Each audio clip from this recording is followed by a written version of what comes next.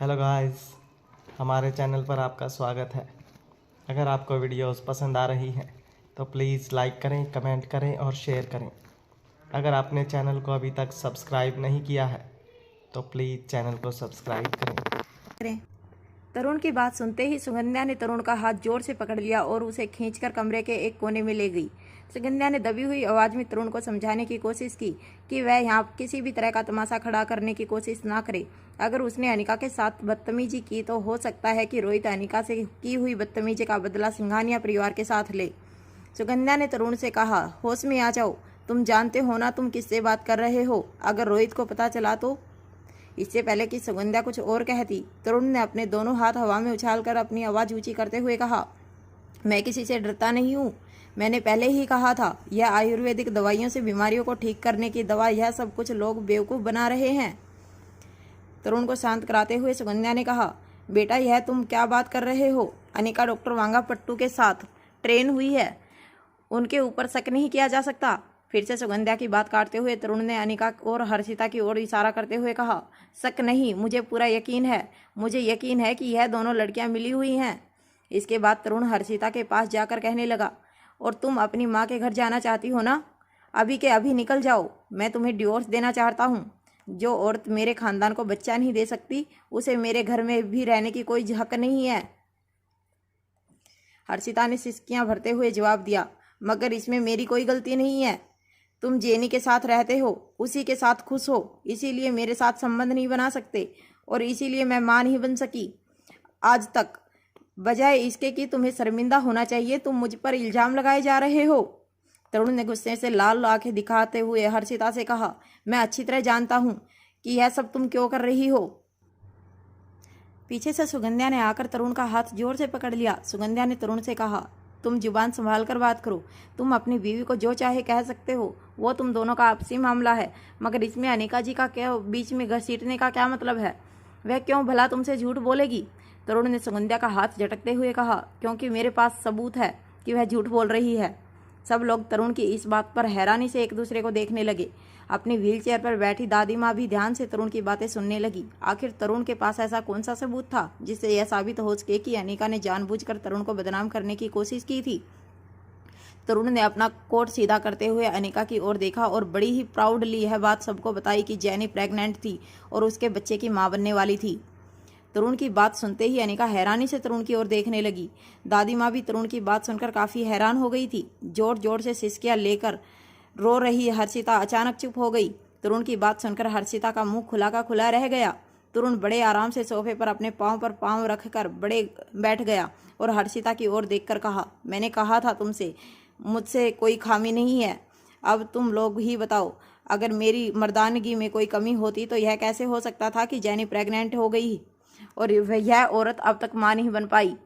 जो बात कहने में किसी भी पति को शर्मिंदगी महसूस हो, वह बात तरुण ने की इस तरह जाहिर की थी जैसे उसने बहुत बड़ा कारनामा कर दिया हो। ना तो उसके चेहरे पर शर्म नजर आ रही थी और ना ही इस बात को लेकर कोई झिझक। हैरान हर्षिता को यह नहीं समझ आ रहा था कि यह कैसे हो सकता था। जहां एक तरफ उसे इस बात का दुख था कि उसका पति उसकी पीठ पीछे किसी और औरत के साथ संबंध बनाकर रहता था, वही उसे कहीं ना कहीं इस बात को लेकर भी हैरानी हो रही थी कि यह कैसे हो सकता था कि इतने सालों के संबंध के बावजूद वह मां नहीं बन पाई थी और कुछ ही महीनों के संबंध में जेनी तरुण के बच्चे की मां बनने वाली थी। हर्षिता ने अनिका की ओर देखकर धीमी आवाज में पूछा, क्या आपने अभी अभी जो कुछ कहा है वह यकीन के साथ कह रही हो? अनिका ने सिर्फ हाँ में अपना सर हिला दिया। हर्षिता ने अपनी बात आगे बढ़ाते हुए पूछा, फिर यह कैसे हो सकता है कि वह जेनी इनके बच्चे की मां बन सकती है और मैं नहीं? क्या यह मुमकिन है? अनिका इस बात से इनकार नहीं कर सकती थी कि साइंस के ऊपर भी कोई चीज होती है जिसे एक तरह से चमत्कार भी कहा जा सकता था। अनिका यह बात अच्छी तरह जानती थी कि तरुण के शरीर में स्पर्म काउंट काफी लो था। ऐसे हालात में उसका बाप बनना काफी मुश्किल था, मगर किसी भी तरह के चमत्कार को नजरअंदाज नहीं किया जा सकता था। अनिका ने जवाब देते हुए हर्षिता से कहा, देखो दुनिया में कोई भी चीज नामुमकिन नहीं होती, मगर जहां तक मेरा मानना है, बिना दवाई के और बिना ट्रीटमेंट के तरुण का बाप बनना काफी मुश्किल है। जब अनिका ने यह बात कही तो तरुण अपनी जगह से उठकर अनिका के पास आया और कहने लगा, मैंने पहले ही कहा था, यह सब पुरानी टेक्निक का इस्तेमाल करके तुम इंसान के शरीर के बारे में सच्चाई नहीं पता लगा सकती। पुराने जमाने में वैद्य और हकीम लोग यह सारे नुस्खे आजमा कर लोगों को बेवकूफ़ बनाया करते थे। आज वही नुस्खे तुम आजमा कर हमें बेवकूफ़ बनाने की कोशिश कर रही हो, जबकि हम तो तुम्हारे परिवार का हिस्सा हैं। देखो, यह अच्छा हुआ कि आज सुबह सुबह मैं जैनी के साथ था। जैनी की तबीयत कुछ ठीक नहीं लग रही थी। जब हम डॉक्टर के पास गए तब हमें इस बात का पता चला कि जैनी प्रेग्नेंट है। उसके बाद माँ ने मुझे कॉल करके यहाँ बुला लिया। यहाँ तुम दोनों ने मिलकर ये तमाशा खड़ा किया मुझे नीचा दिखाने के लिए। वह लगभग कामयाब हो गया था, मगर अब मेरे पास इस बात का पक्का सबूत है कि जैनी प्रेग्नेंट है। अनिका तरुण की बात सुनकर काफ़ी हैरान थी। तरुण ने जब अनिका की हैरानी देखी तो हर्षिता की ओर देखकर कहने लगा, अच्छा, मैं तुम लोगों से एक और बात कहना चाहता हूँ, ताकि तुम्हारे मन में कोई और शक ना हो तो हमेशा हमेशा के लिए दूर हो जाए। ऐसा नहीं है कि जैनी पहली बार प्रेग्नेंट हुई है। कुछ महीनों पहले भी जैनी प्रेग्नेंट हुई थी, मगर तब मैं बच्चे के लिए तैयार नहीं था, इसीलिए हमने जैनी का अबॉर्शन करा दिया था। अब तुम लोग ही बताओ, अगर मेरे शरीर में किसी भी तरह की खामी होती तो क्या जैनी बार बार प्रेग्नेंट हो सकती थी? और यह लड़की जो पिछले 3 साल से मेरे साथ एक ही कमरे में रात गुजारती है, वह आज तक हमारे खानदान को एक औलाद नहीं दे पाई। ऐसी लड़की को हमारे खानदान में रहने का कोई हक नहीं। तुम अपनी माँ के घर जाना चाहती हो ना? आज मैं तुम्हें जरूर तुम्हारी माँ के घर भेज रहा हूँ, मगर अब मैं इस बार इस बच्चे को जरूर जन्म दूंगा। यह अनाउंसमेंट करते हुए तरुण ने अपनी माँ सुगंध्या की ओर देखा और कहा, फाइनली तुम दादी बनने जा रही हो माँ। तुम्हारी गोद में बहुत जल्द खानदान का वारिस होगा। सुगंध्या ने जब अपने बेटे के मुंह से यह बात सुनी तो अचानक ही उसके चेहरे पर एक बड़ी सी मुस्कान आ गई। सुगंध्या को ऐसा लग रहा था कि उसकी खोई हुई बाजी फिर से उसके हाथ में आ गई थी। अभी अभी कुछ देर पहले कमरे में कुछ इस बात को लेकर चर्चा चल रही थी कि उसके बेटे का नामर्दानगी का क्या इलाज हो सकता था, मगर अब उसके बेटे ने अपने बाप बनने की अनाउंसमेंट करके अपनी माँ के चेहरे पर वह खुशी लाई थी जिसका उसे पिछले 3 साल से इंतजार था। सुगंध्या ने अपने बेटे तरुण के गाल पर हाथ फेरते हुए कहा, मैं तो पहले से जानती थी कि मेरे बेटे में कोई खामी नहीं हो सकती। यह कहने के बाद सुगंध्या ने तरुण की बलाएं ली। इसके बाद सुगंध्या अपने सामने खड़े हर्षिता के पास गई और कहने लगी, मैंने कहा था ना तुमसे, खराबी तुम्हारे अंदर है, तुम्हारे शरीर में है। वह जानती थी कि वह अनिका की बात को किसी भी तरह झुठला नहीं सकती थी। अनिका के साथ सुगंध्या को अच्छे संबंध बनाकर रखना बहुत जरूरी था। इसीलिए अपनी बात बदलते हुए अनिका की ओर देखकर सुगंध्या ने कहा, दरअसल बेटा, इसमें आपकी कोई गलती नहीं है। दरअसल यहाँ सही औजार नहीं है और हो सकता है कभी कभी इंसान से छोटी मोटी गलती हो जाए, मगर मुझे इसकी काबिलियत पर पूरा भरोसा है। इसीलिए तो रोहित ने आपको पसंद किया है, वरना हमारे रोहित के साथ रिश्ता बनाने के लिए तो हजारों लड़कियां लाइन लगाकर खड़ी हो जाती थी। कुछ देर तक अनिका और रोहित की तारीफ करने के बाद सुगंध्या ने फिर से अपनी बहू हर्षिता की ओर देखा और कहा, देखो, तुम्हारी वजह से इतना बड़ा बवाल खड़ा हो गया है। तुम अपनी माँ के घर जाना चाहती हो ना? मेरे बेटे को डिवोर्स देना चाहती हो? चलो ठीक है, आज तुम्हारी यह मनोकामना भी पूरी कर देते हैं। तुम्हें मैं हमेशा हमेशा के लिए अपनी माँ के घर भेज देती हूँ। सालों से मेरे कान जिस खुशखबरी को सुनने के लिए तरस रहे थे, आखिरकार मेरे बेटे ने मुझे वह खुशखबरी सुना दी। आखिरकार मेरी गोद में हमारे खानदान का वारिस होगा, हमारे खानदान का खून जो हमारे वंश को आगे बढ़ाएगा, वरना तुमने तो हमारे पूरे वंश को खत्म करने का ठान ली थी। चलो, जो भी हुआ बहुत अच्छा हुआ। आज का दिन सचमुच बड़ा शुभ है। काफ़ी दिनों बाद बुआ जी के दर्शन हुए और दर्शन होते ही हमें आशीर्वाद भी मिल गया, मगर अब तुम्हें हमारे साथ रहने की कोई ज़रूरत नहीं। यह कहने के बाद सुगंध्या ने अपने घर से आए नौकर को कमरे में बुलाया और कहा, एक काम करो, अभी इसी वक्त हर्षिता को अपनी माँ के घर छोड़ आओ। और हाँ, जब उसके परिवार वाले पूछे कि हम इसे वापस क्यों भेज रहे हैं, तो उनसे कहना कि हम हमारे खानदान में किसी बांझ को जगह नहीं दे सकते। तुम्हारी बेटी को तुम अपने पास ही रखो, जिसके गले बांधना चाहे बांध दो, मगर बहुत जल्द हमारा बेटा इसे डिवोर्स देकर हमेशा हमेशा के लिए इस लड़की से अपना पीछा छुड़ा लेगा। सुगंध्या का नौकर पिछले कई सालों से उनके घर पर काम कर रहा था, इसीलिए आज से हर्षिता भी उस नौकर से की मालकिन थी। अपनी छोटी मालकिन के बारे में ऐसी बातें सुनकर नौकर के चेहरे पर काफ़ी शर्मिंदगी दिखाई पड़ रही थी, मगर वह जानता था कि उसकी ऐसी हैसियत नहीं थी कि वह बड़े लोगों के सामने कुछ बोल सके। इसीलिए नौकर चुपचाप हर्षिता के पास जाकर खड़ा हो गया। हर्षिता सिसक सिसक कर रोने लगी। अनिका ने जब हर्षिता के कंधे पर हाथ रखा तो अनिका की ओर देखकर आंसू बहाते हुए हर्षिता ने कहा, मुझे माफ़ कर देना, मेरी वजह से कहीं ना कहीं आपके आत्मसम्मान को ठेस पहुंची है। यह कहने के बाद हर्षिता नौकर के साथ अपने कमरे से बाहर चली गई। हर्षिता के जाने के बाद अनिका चुपचाप एक कोने में खड़ी अपने फ़ोन में किसी का मैसेज टाइप करने लगी। जब सुगंध्या की नज़र कोने में खड़ी अनिका पर पड़ी तो उसके पास जाकर सुगंध्या ने कहा, देखो बेटा, आप बिल्कुल फिक्र मत करना, ऐसी छोटी मोटी गलतियां तो होती रहती हैं, मगर बिल्कुल डरना मत। मैं यह बात बाहर किसी से नहीं कहूंगी कि तुमने जांच करने में इतनी बड़ी गलती कर दी है। शुक्र है यह बात बाहर नहीं फैली, वरना मारवा खानदान की होने वाली बहू की काफ़ी बेइज्जती होती, और अगर तुम्हारी बेइज्जती होती तो कहीं ना कहीं रोहित को काफ़ी बुरा लगता। मगर तुम मुझे भी मारवा खानदान का हिस्सा ही समझो। बुआ तो हमारे लिए बिल्कुल पूजनीय है। हम मारवा खानदान के साथ उनके हर सुख और दुख में खड़े रहते हैं, और बहुत जल्द रोहित के साथ तुम्हारी शादी होने वाली है। तुम्हारी इस गलती पर पर्दा डालना तो मेरा धर्म है। चलो, अब आज इतनी बड़ी खुशखबरी मिली है तो सबका मुंह मीठा करना चाहिए। यह कहते हुए सुगंध्या ने दादी माँ की ओर देखकर कहा, बुआ जी, अगर इजाज़त हो तो मैं नौकर से कहकर मिठाइयाँ मंगवा सकती हूँ। अनिका का ध्यान पूरी तरह से अपने मोबाइल फ़ोन पर था। अनिका ने राजलक्ष्मी की मदद से उस हॉस्पिटल से जैनी के रिपोर्ट्स मंगवाए थे जहां जैनी का चेकअप किया गया था।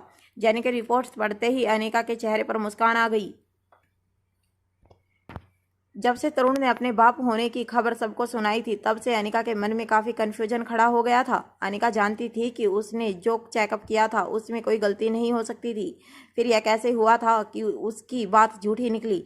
इसीलिए अनिका ने राजलक्ष्मी से कहकर उस हॉस्पिटल से जैनी की रिपोर्ट मंगवा लिए जहां उसकी प्रेगनेंसी के बारे में पता चला था।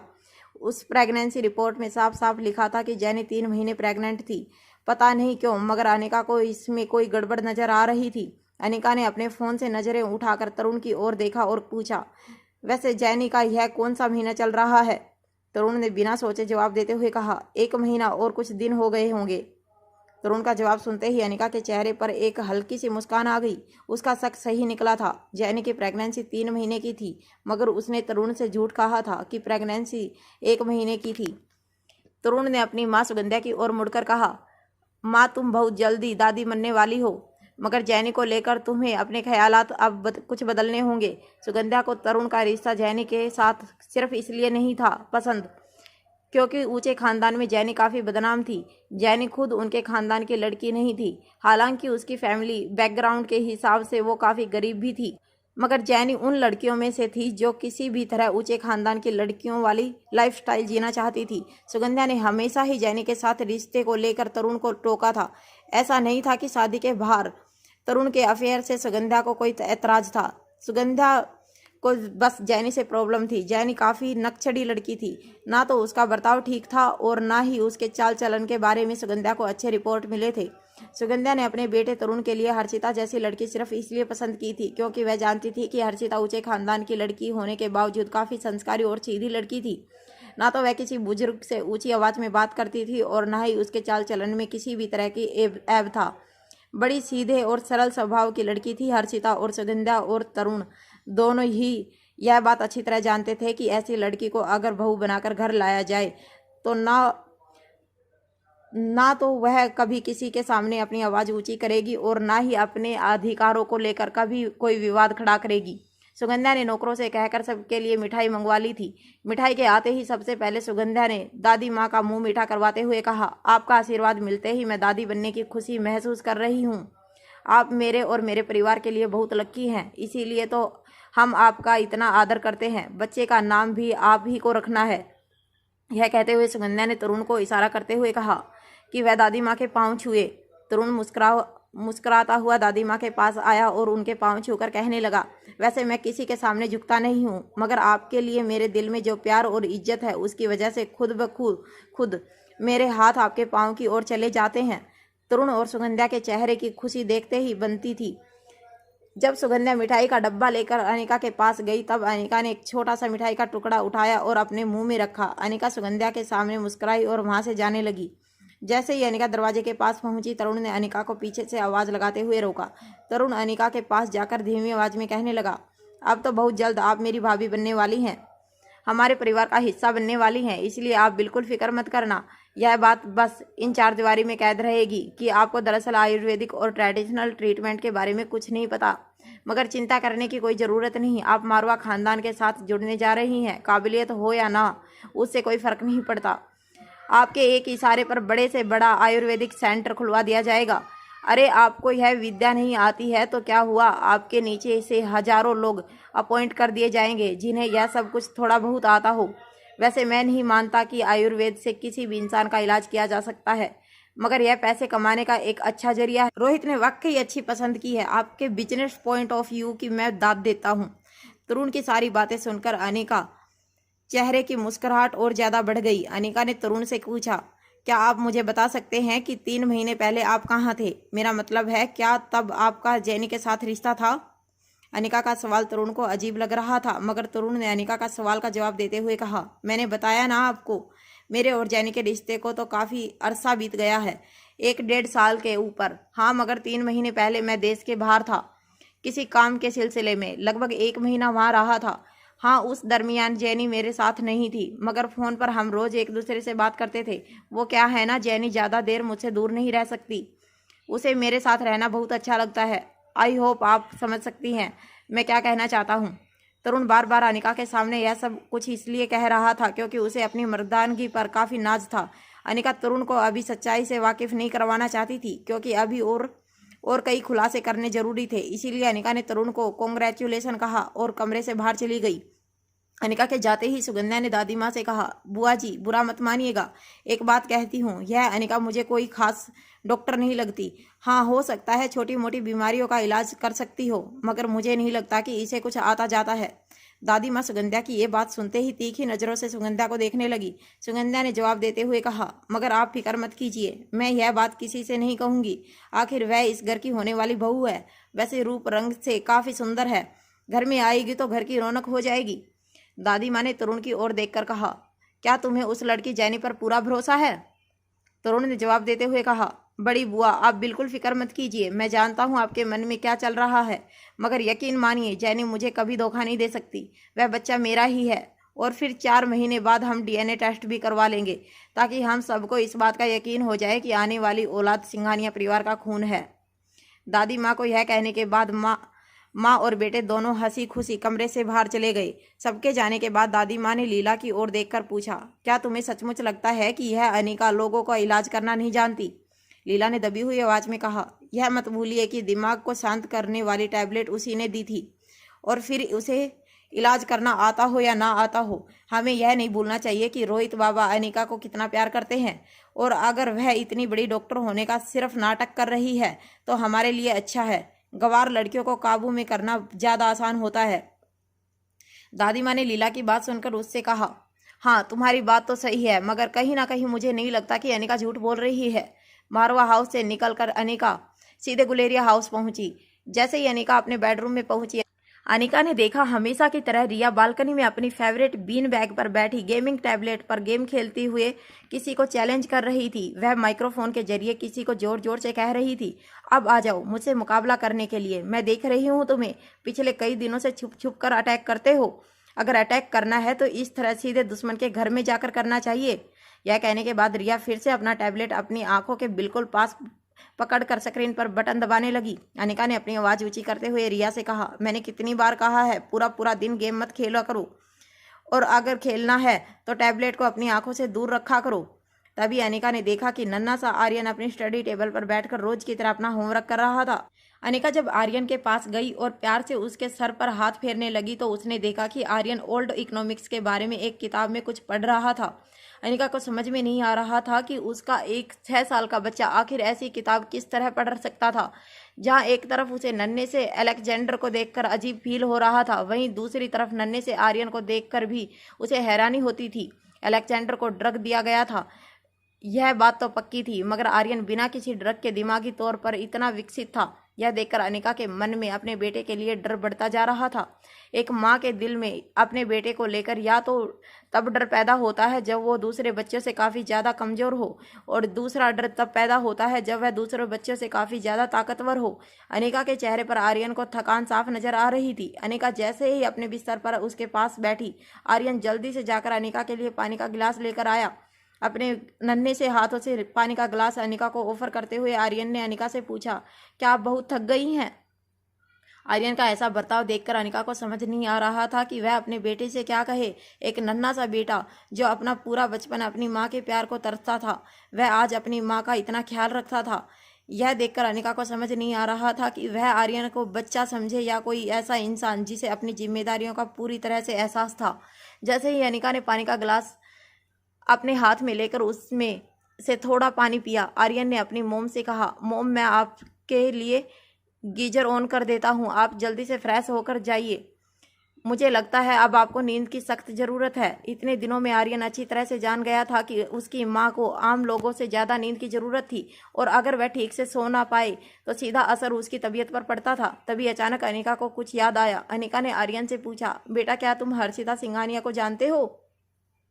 हर्षिता का नाम सुनते ही आर्यन की आंखें बड़ी हो गई और उसके चेहरे पर मुस्कान आ गई। आर्यन ने अनिका से कहा, हाँ वह आंटी बहुत अच्छी है। दरअसल बचपन से तरुण अंकल हमारे घर आया जाया करते थे, और जब भी वह मेरे साथ खेलते थे पहले तो बहुत अच्छी तरह से बात करते थे, फिर अकेले में मुझे बुद्धू और इडियट कहकर बुलाते थे और मुझ पर काफ़ी हंसते थे। जब उनकी शादी हर्षिता आंटी से हुई तो वह भी उनके साथ घर आने लगी, मगर जब भी तरुण अंकल मुझे परेशान करने की कोशिश करते थे तब हर्षिता आंटी मुझे उनसे बचाती थी, उन्हें ऐसा करने से रोकती थी। तरुण अंकल मेरे सामने हर्षिता आंटी को बहुत डांटते थे और गुस्सा होकर चले जाते थे, मगर हर्षिता आंटी मेरे साथ काफ़ी प्यार से पेश आती थी। उन्हें मैं बहुत पसंद था, मगर अब कई दिनों से उनका घर आना जाना बंद हो चुका है। क्या आप उनसे मिली हैं? अनिका ने जब आर्यन की यह बातें सुनी तब उसे रोहित की कही हुई वह बात याद आई कि हर्षिता और आर्यन के बीच में काफ़ी लगाव था। अनिका किसी भी हालत में उस लड़की के साथ नाइंसाफ़ी नहीं होने दे सकती थी जिसने आर्यन के दिल में इतनी जगह बनाई थी।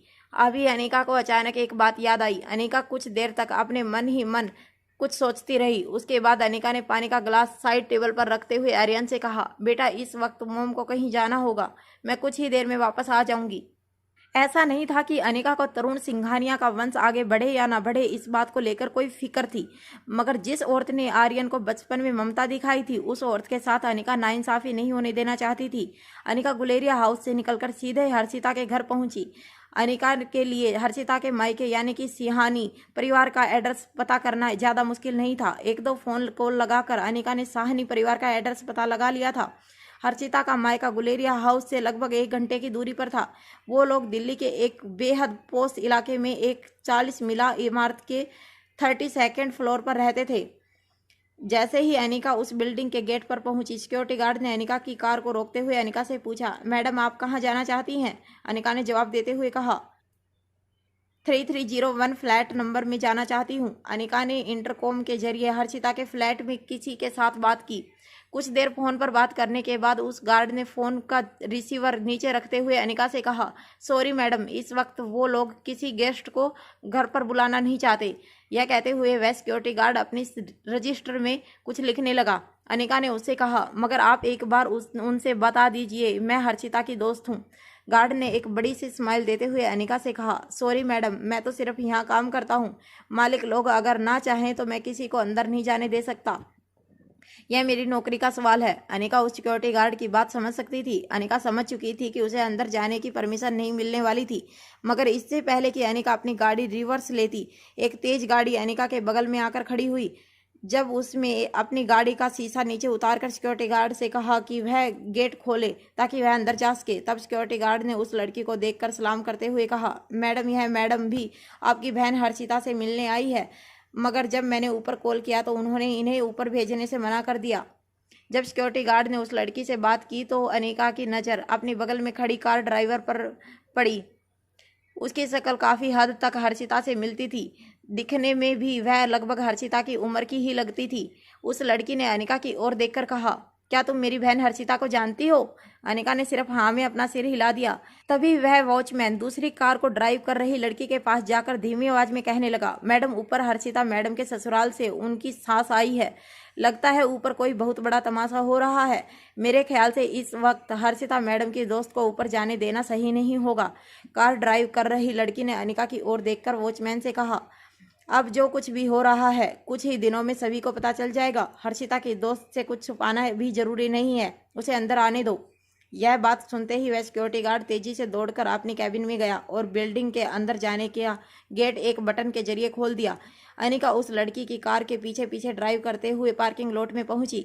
दोनों लड़कियों के ने कार अगल बगल में पार्क की। उस लड़की ने अपनी कार से उतरकर अनिका की ओर देखकर कहा, चलो मेरे साथ। वो दोनों तेजी से पार्किंग लॉट से निकलकर लिफ्ट की ओर जाने लगी। अनिका भी ठीक उसके पीछे पीछे चलने लगी। जब दोनों एक साथ लिफ्ट में ऊपर गई तो लिफ्ट का दरवाजा खुलते ही अनिका के कानों पर सुगंध्या की तीखी आवाज पड़ने लगी। सुगंध्या किसी से कह रही थी, देखो अब यह रिश्ता खत्म हो जाए तो यह अच्छा है।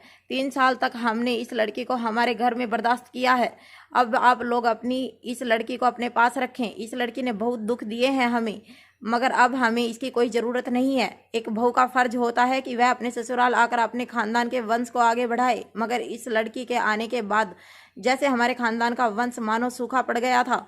मगर चलो, ऊपर वाला भी जब इंसाफ करता है तो खूब करता है, देर से ही सही, मगर उसने हमारी बात सुनी और आज हमारा बेटा बाप बनने वाला है।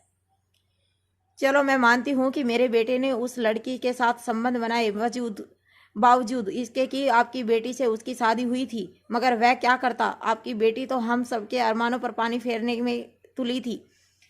अब चुपचाप यह तलाक हो जाए, उसमें ही हम सबकी भलाई है। और हाँ, यह मत समझना कि तलाक देने के बाद हमारे खानदान में आपकी बेटी का कोई भी हिस्सा रहेगा। हम इसे पैसे भी नहीं देने वाले, क्योंकि हम सब समझ चुके हैं कि आप लोगों ने लालच में आकर ही आपकी बेटी की शादी हमारे खानदान में करवाई थी और अपनी बेटी की कमजोरी को छुपा कर रखा था। हमें शादी से पहले यह नहीं बताया गया था कि आपकी बेटी बच्चा पैदा नहीं कर सकती। एक बांझ को हमारे गले बांधना चाहते थे आप लोग, मगर अब हमें भूल को अपने सर पर ज़्यादा दिनों तक नहीं रखना चाहिए। रखो इसे अपने पास और बांधो जिसके गले में बांधना है। हम यह बोझ अपने गले में लटका कर नहीं घूमते रहेंगे। सुगंधा बिना सांस लिए तेजी से एक के बाद एक इल्जाम साहनी परिवार पर डालते जा रही थी। हर्षिता की मां अरुणा साहनी काफी देर से सुगंधा की हर बात बड़े ही ध्यान से सुन रही थी। जैसे ही सुगंधा ने अपनी बात पूरी की, अरुणा ने सुगंधा से कहा, देखिए, यह ठीक नहीं कर रही हैं आप। एक तो आपके बेटे ने शादी के बाहर किसी और लड़की के साथ रिश्ता बनाया और अब आप यह तलाक की बात कर रही हैं ताकि आपका बेटा उस औरत को मेरी बेटी की जगह दे सके जिसके साथ उसने शादी में होने के बावजूद रिश्ता बनाया। आखिर क्या बिगाड़ा है हमारी बेटी ने आप लोगों का? क्या वह आप लोगों की रिस्पेक्ट नहीं करती?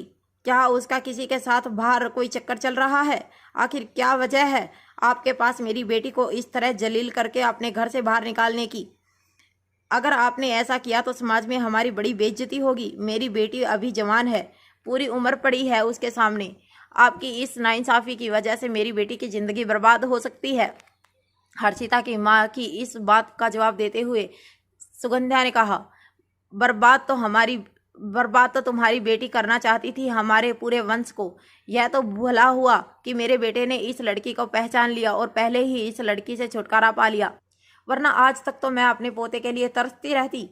जैसे ही सुगंधा ने यह सारे इल्जाम हर्षिता की मां अरुणा पर लगाए, उनका सर शर्म से झुक गया। आसपास वाले बड़े ही ध्यान से सुगंधा की बातें सुन रहे थे। भले ही सबका दरवाजा बंद था, मगर अरुणा अच्छी तरह से जानती थी कि सभी लोग बड़ी ही उत्सुकता से उनके घर के बाहर होने वाली सारी बातें सुन रहे थे। अनिका के ठीक बगल में खड़ी हर्षिता की बहन चांदनी यह सारी बातें ठीक सुगंधा के पीछे खड़ी होकर सुन रही थी। तभी सुगंधा के मुंह से एक बात निकली जो चांदनी के बर्दाश्त के बाहर हो गई थी। सुगंधा ने अरुणा के सामने देखकर कहा, कीजिए अपनी बांझ को अपने घर पर, मगर एक बात कह देती हूँ, किसी और के गले में बांझ को बांधने से पहले उसे बोल देना कि यह वह मुर्गी है जो कभी अंडा नहीं दे सकती। ये वो बंजर जमीन है जिस पर कभी जीवन पनप नहीं सकता।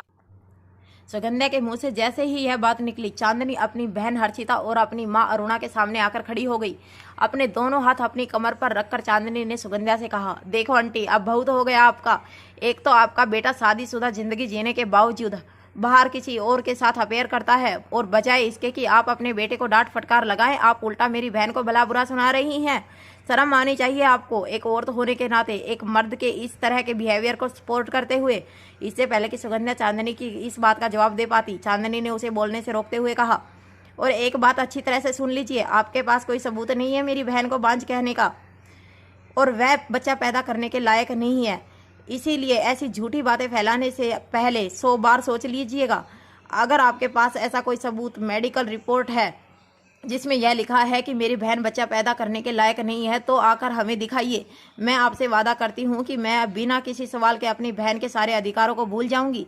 मगर एक बार अच्छी तरह से सुन लीजिए, अगर आप ऐसा नहीं कर सकती तो मैं आपके ऊपर मानहानि का ऐसा मुकदमा चलाऊंगी कि आपके साथ पुश्तें इसका मुआवजा चुकाते चुकाते हमारी गुलाम बन जाएंगी। चांदनी की तीखी और कड़क आवाज में गजब की सच्चाई छुपी थी। अनिका चांदनी के इस तेवर को देखकर काफी इम्प्रेस हो गई। चांदनी ने जैसे ही यह कहा, सुगंध्या की बोलती बंद हो गई। कुछ देर तक सुगंध्या को ऐसा लग रहा था जैसे कि उसकी जुबान कुछ बोलना चाह रही थी, मगर उसका शरीर उसकी जुबान का साथ नहीं दे रहा था। अचानक सुगंध्या को ऐसा लगने लगा था कि जैसे उसकी जुबान को उसके शरीर के अंदर से कोई खींच रहा था और उसे बोलने से रोका जा रहा था। चांदनी की आंखों में गजब की एनर्जी थी। चांदनी अपनी रोती हुई बहन और माँ के सामने खड़ी होकर सुगंध्या को बिना डरे फेस कर रही थी। घर पर चांदनी और हर्षिता के पापा मौजूद नहीं थे, जिसकी सुगंध्या खूब फायदा उठा रही थी। चांदनी हर्षिता की बड़ी बहन वह अपनी न थी और छोटी बहन की इस तरह की बेइज्जती बिल्कुल बर्दाश्त नहीं कर सकती थी। सुगंध्या अब यह बात अच्छी तरह जानती थी कि चांदनी काफी तेज लड़की थी। वह किसी की बात के जवाब में नहीं आती थी, अपनी बात बिल्कुल बेबाक तरीके से सबके सामने रखती थी। इसीलिए कहीं ना कहीं सुगंध्या को चांदनी से बात करने में डर भी लग रहा था। इसीलिए अटकती हुई आवाज में उसने चांदनी की ओर देखकर कहा, चाहे कुछ भी हो जाए, अब तरुण और हर्षिता का रिश्ता आगे नहीं बढ़ सकता। हम बहुत जल्द तलाक का नोटिस तुम्हारे घर भिजवा देंगे। तरुण, जो ठीक सुगंध्या के पीछे खड़ा था, वह ये सारी बातें बड़े आराम से अपनी जगह पर खड़ा हुआ सुन रहा था। औरतों के बीच हो रहे तमाशे को तरुण बड़े ही मजे से देख रहा था। तरुण के चेहरे को देखकर ऐसा लग रहा था जैसे वह कोई ब्लॉकबस्टर हिंदी मूवी देख रहा हो। सुगंध्या ने जैसे ही डिवोर्स की बात कही, हर्षिता सिसक सिसक कर रोने लगी। तभी चांदनी ने हर्षिता के दोनों कंधे पकड़कर हर्षिता को जोर से हिलाते हुए कहा, तुम रो क्यों रही हो? वो भी ऐसे पति के लिए जो तुम्हारी पीठ पीछे किसी और औरत के लिए संबंध बनाता है। ऐसे चीटर से छुटकारा मिले तो तुम्हें खुशी मनानी चाहिए। इस तरह बच्चों की तरह आंसू बहाने में क्या होगा? कौन सी जमाने में जी रही हो तुम? अगर ऐसी घटिया पति से तलाक की उम्मीद करता है तो खुशी खुशी उसे तलाक दे दो। अरे तुम जैसी खूबसूरत और सुशील लड़की को तो कोई भी लड़का मिल जाएगा, और ऐसे घटिया पति से तो लाख गुना अच्छा लड़का तुम्हें 2 दिन में मिल जाएगा, जो तुम्हें प्यार भी करेगा और तुम्हारी इज्जत भी करेगा। हर्षिता चांदनी की बात अच्छी तरह समझ रही थी, मगर किसी तरह वह अपने आंसुओं को रोक नहीं पा रही थी। किसी तरह अपने इमोशंस पर कंट्रोल करते हुए हर्षिता ने अपनी बहन चांदनी से कहा, ठीक है, तुम जैसा कहोगी मैं वैसा ही करूंगी। जैसे ही अपनी बहन की रजामंदी मिली, चांदनी ने सुगंध्या की ओर देखकर कहा, मेरी बहन तुम्हारे बेटे को डिवोर्स देने के लिए तैयार है, मगर तुम्हें इसके बदले में हमें मुआवजा देना होगा। सुगंध्या ने कुछ देर सोचने के बाद पलटकर जवाब देते हुए चांदनी से कहा, मुआवजा तो तुम्हें सिंघानिया परिवार को चुकाना होगा। शादी के वक्त हमने तुम लोगों को तुम्हारी इस बांझ बहन के लिए पैसे दिए थे, वह पैसे सूद समेत तुम लोगों को हमें लौटाने होंगे। सुगंध्या की यह बात सुनकर खुद अनिका भी हैरान रह गई। हर्षिता और तरुण की शादी के वक्त सिंघानिया परिवार ने हर्षिता के पापा किशोर साहनी को पैसे देकर उनके बिजनेस में उनकी कुछ मदद की थी। यह बात हर्षिता और बाकी परिवार वाले भी अच्छी तरह जानते थे।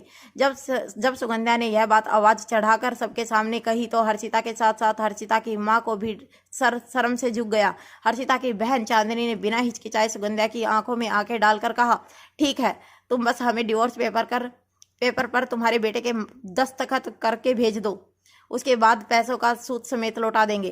चांदनी की बातों में अकड़ देखकर सुगंध्या के पीछे खड़ा तरुण भी आगे आकर चांदनी से कहने लगा, इतनी अकड़ किस बात की है तुम्हें? तुम्हारे पापा ने हमसे पैसे लिए थे, तुम्हारी बहन हमारे खानदान को बच्चा नहीं दे पा रही है, इसके बावजूद तुम इस तरह हमसे बात कर रही हो। चांदनी तरुण की बातों से घबराने वाली नहीं थी।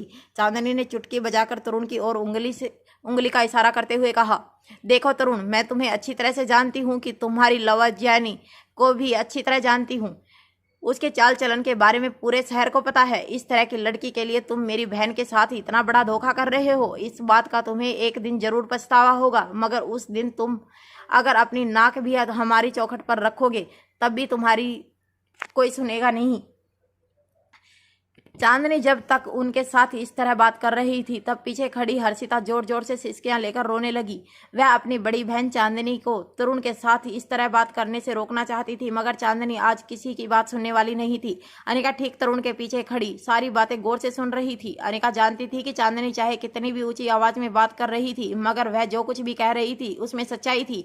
तरुण की मां सुगंध्या ने चांदनी की बात का जवाब देते हुए कहा, देखो, इस मामले को जितना जल्दी रफा दफा कर दो, दोनों परिवारों के लिए अच्छा है।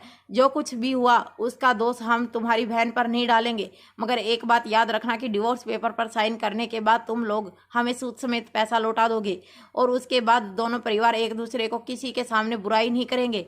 अगर हमें पता चला कि तुम्हारे परिवार के किसी भी सदस्य ने हमारे परिवार को नीचा दिखाने के लिए शहर में कोई बात कही है तो हम तुम्हें छोड़ेंगे नहीं। चांदनी ने भी अपने दोनों हाथ अपनी कमर पर रखकर सुगंध्या से कहा, हम भी तुम्हें एक बात अच्छी तरह समझा देते हैं। यह मत समझना कि हम लड़की वाले हैं तो चुपचाप तुम्हारी हर मनमानी सहन कर लेंगे। तुम्हारे बेटे ने जो कुछ भी किया है उसकी सजा उसे जरूर मिलेगी, चाहे यह सजा उसे हम दे, अदालत दे या ऊपर वाला दे। तुम्हारे बेटे को उसके किए की सजा जरूर मिलेगी। इसके बाद चांदनी, हर्षिता और सुगंध्या ने आपस में बैठकर डिवोर्स की तारीखें और सारी प्लानिंग तय की। जब सुगंध्या अपने बेटे तरुण को लेकर वहां से चली गई तो हर्षिता जमीन पर गिरकर फुट फुट कर रोने लगी। हर्षिता को सहारा देते हुए चांदनी ने उसे पास के सोफे पर बैठाया और कहा, बंद करो यह रोना धोना। किस बात के लिए रो रही हो तुम? ऐसे पति के लिए आंसू बहा रही हो जिसे तुम्हारी कोई कदर नहीं। किस जमाने में जी रही हो तुम? एक लड़की होना कोई पाप नहीं है, कोई गुनाह नहीं है। पापी तो वह है जिसने शादीशुदा होने के बावजूद एक गैर लड़की के साथ संबंध बनाए। आंसू तो उस लड़के को बहाने चाहिए जिसने इतने पवित्र रिश्ते को दागदार कर दिया। खबरदार, अगर तुमने आंसू बहाए तो कल से मुझे बहन कहकर मत बुलाना। रोती हुई हर्षिता ने गहरी सिसकियां लेते हुए अपनी बहन की गोद में सर रखते हुए कहा, यह सब कुछ मेरी वजह से हुआ है। मेरे अंदर ही खोट होगी, इसीलिए मैं मां नहीं बन पाई। अगर मैं पहले ही मां बन गई होती तो शायद आज हमें यह दिन देखना नहीं पड़ता। यह सारी गलती मेरी है। तभी हर्षिता की मां ने हर्षिता के सर पर हाथ रखते हुए कहा, तुम फिक्र मत करो बेटा, सब ठीक हो जाएगा। एक दिन जरूर ऐसा आएगा तब तरुण खुद चलकर तुम्हारे पास आकर हाथ मांगेगा। उसे एक दिन जरूर अपनी गलती का एहसास होगा और वह तुम्हें फिर से तुम्हारे सारे अधिकार देकर तुम्हें अपने साथ अपने घर ले जाएगा। तभी अचानक अनिका ने घर के अंदर आकर हर्षिता की मां से कहा, ऐसा कुछ नहीं होगा और उस दिन का इंतजार करने की कोई जरूरत नहीं है। जो कुछ भी हुआ है उसमें हर्षिता की कोई गलती नहीं है। अनिका की बात सुनकर चांदनी और हर्षिता की मां अरुणा हैरानी से एक दूसरे को देखने लगे। अनिका को अपने घर में देखकर हर्षिता अपनी जगह से खड़ी हुई और अनिका की ओर जाकर कहने लगी, अनिका जी आप यहाँ। अनिका ने हर्षिता के कंधे पर हाथ रखते हुए कहा, देखो तुम्हें आंसू बहाने की कोई जरूरत नहीं है और अपने आप को दोषी मानने की भी कोई जरूरत नहीं है। पछतावा तो उस आदमी को होना चाहिए जिसने तुम जैसी लड़की को धोखा दिया है। हर्षिता की बहन और मां अनिका को देखकर काफी हैरान थे। वह लोग नहीं जानते थे कि अनिका कौन थी, मगर अनिका की बातों से उन्हें इस बात का अंदाजा हो गया था कि हर्षिता और अनिका एक दूसरे को पहले से जानते थे। हर्षिता की बहन चांदनी ने आगे बढ़कर अनिका से पूछा, आप कौन है और यह सब कुछ कैसे जानती हैं? अनिका ने चांदनी की ओर देखकर कहा, मैं हर्षिता को अभी कुछ देर पहले मिली हूँ। मैं खुद एक डॉक्टर हूँ और हर्षिता की सिचुएशन के बारे में सब कुछ जानती हूँ। अनिका डॉक्टर है। यह बात सुनकर चांदनी और हर्षिता की मां दोनों अनिका की बातों को ज्यादा सीरियसली सुनने लगे।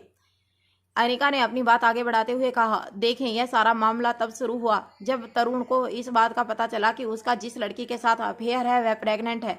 उन लोगों को ऐसा लग रहा है कि जैनी के पेट में जो बच्चा है वह तरुण का है और इसीलिए वह लोग हर्षिता को अब तलाक देना चाहते हैं। मगर उन्हें यह बात अब तक नहीं पता कि जैनी के पेट में जो बच्चा है उसका बाप तरुण नहीं है। अनिका ने जब यह बात कही तब अचानक ही पूरे कमरे में सन्नाटा छा गया। हर्षिता के मुंह से निकल रही सिसकियां अचानक गायब हो गई।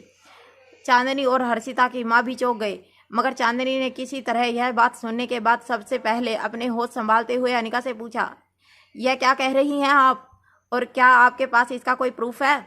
अनिका ने जवाब में अपना फोन चांदनी को दिखाते हुए कहा, मेरे पास सारे सबूत हैं।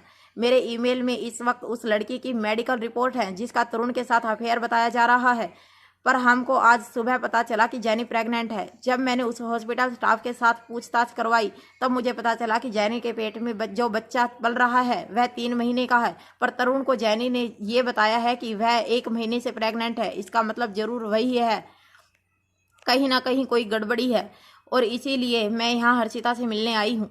यह कहने के बाद अनिका हर्षिता के पास गई और उसके कंधे पर हाथ रखकर धीरे से हर्षिता से पूछने लगी, क्या तुम मुझे बता सकती हो कि 3 महीने पहले तरुण कहाँ था? हर्षिता ने कुछ सोचकर जवाब देते हुए कहा, 3 महीने पहले वो फ्रांस गए थे। उनके कंपनी की एक ब्रांच फ्रांस में है जहां अकाउंट्स में किसी ने कोई गड़बड़ी की थी जिसे सॉल्व करने के लिए तरुण खुद वहां गए थे। वो लगभग 30 से 40 दिन वहां रहे थे। जब अनिका ने हर्षिता का यह जवाब सुना तो कुछ सोचते हुए अनिका ने हर्षिता से पूछा, क्या तुम्हें पता है कि वो लड़की जैनी भी उस वक्त तरुण के साथ थी या नहीं? अनिका का सवाल सुनकर फिर से हर्षिता की आंखों में आंसू आ गए। वह फिर से हल्की हल्की सिसकियां लेकर रोने लगी। तभी हर्षिता की बहन चांदनी उसके पास आई और कहने लगी, यह क्या लगा रखा है तुमने? बार बार छोटी बच्ची की तरह रोने लगती हो। तुम एक इंडिपेंडेंट लड़की हो, इस तरह एक चीटर के लिए आज आंसू बहाओगी तो यह जमाना तुम्हें कभी जीने नहीं देगा।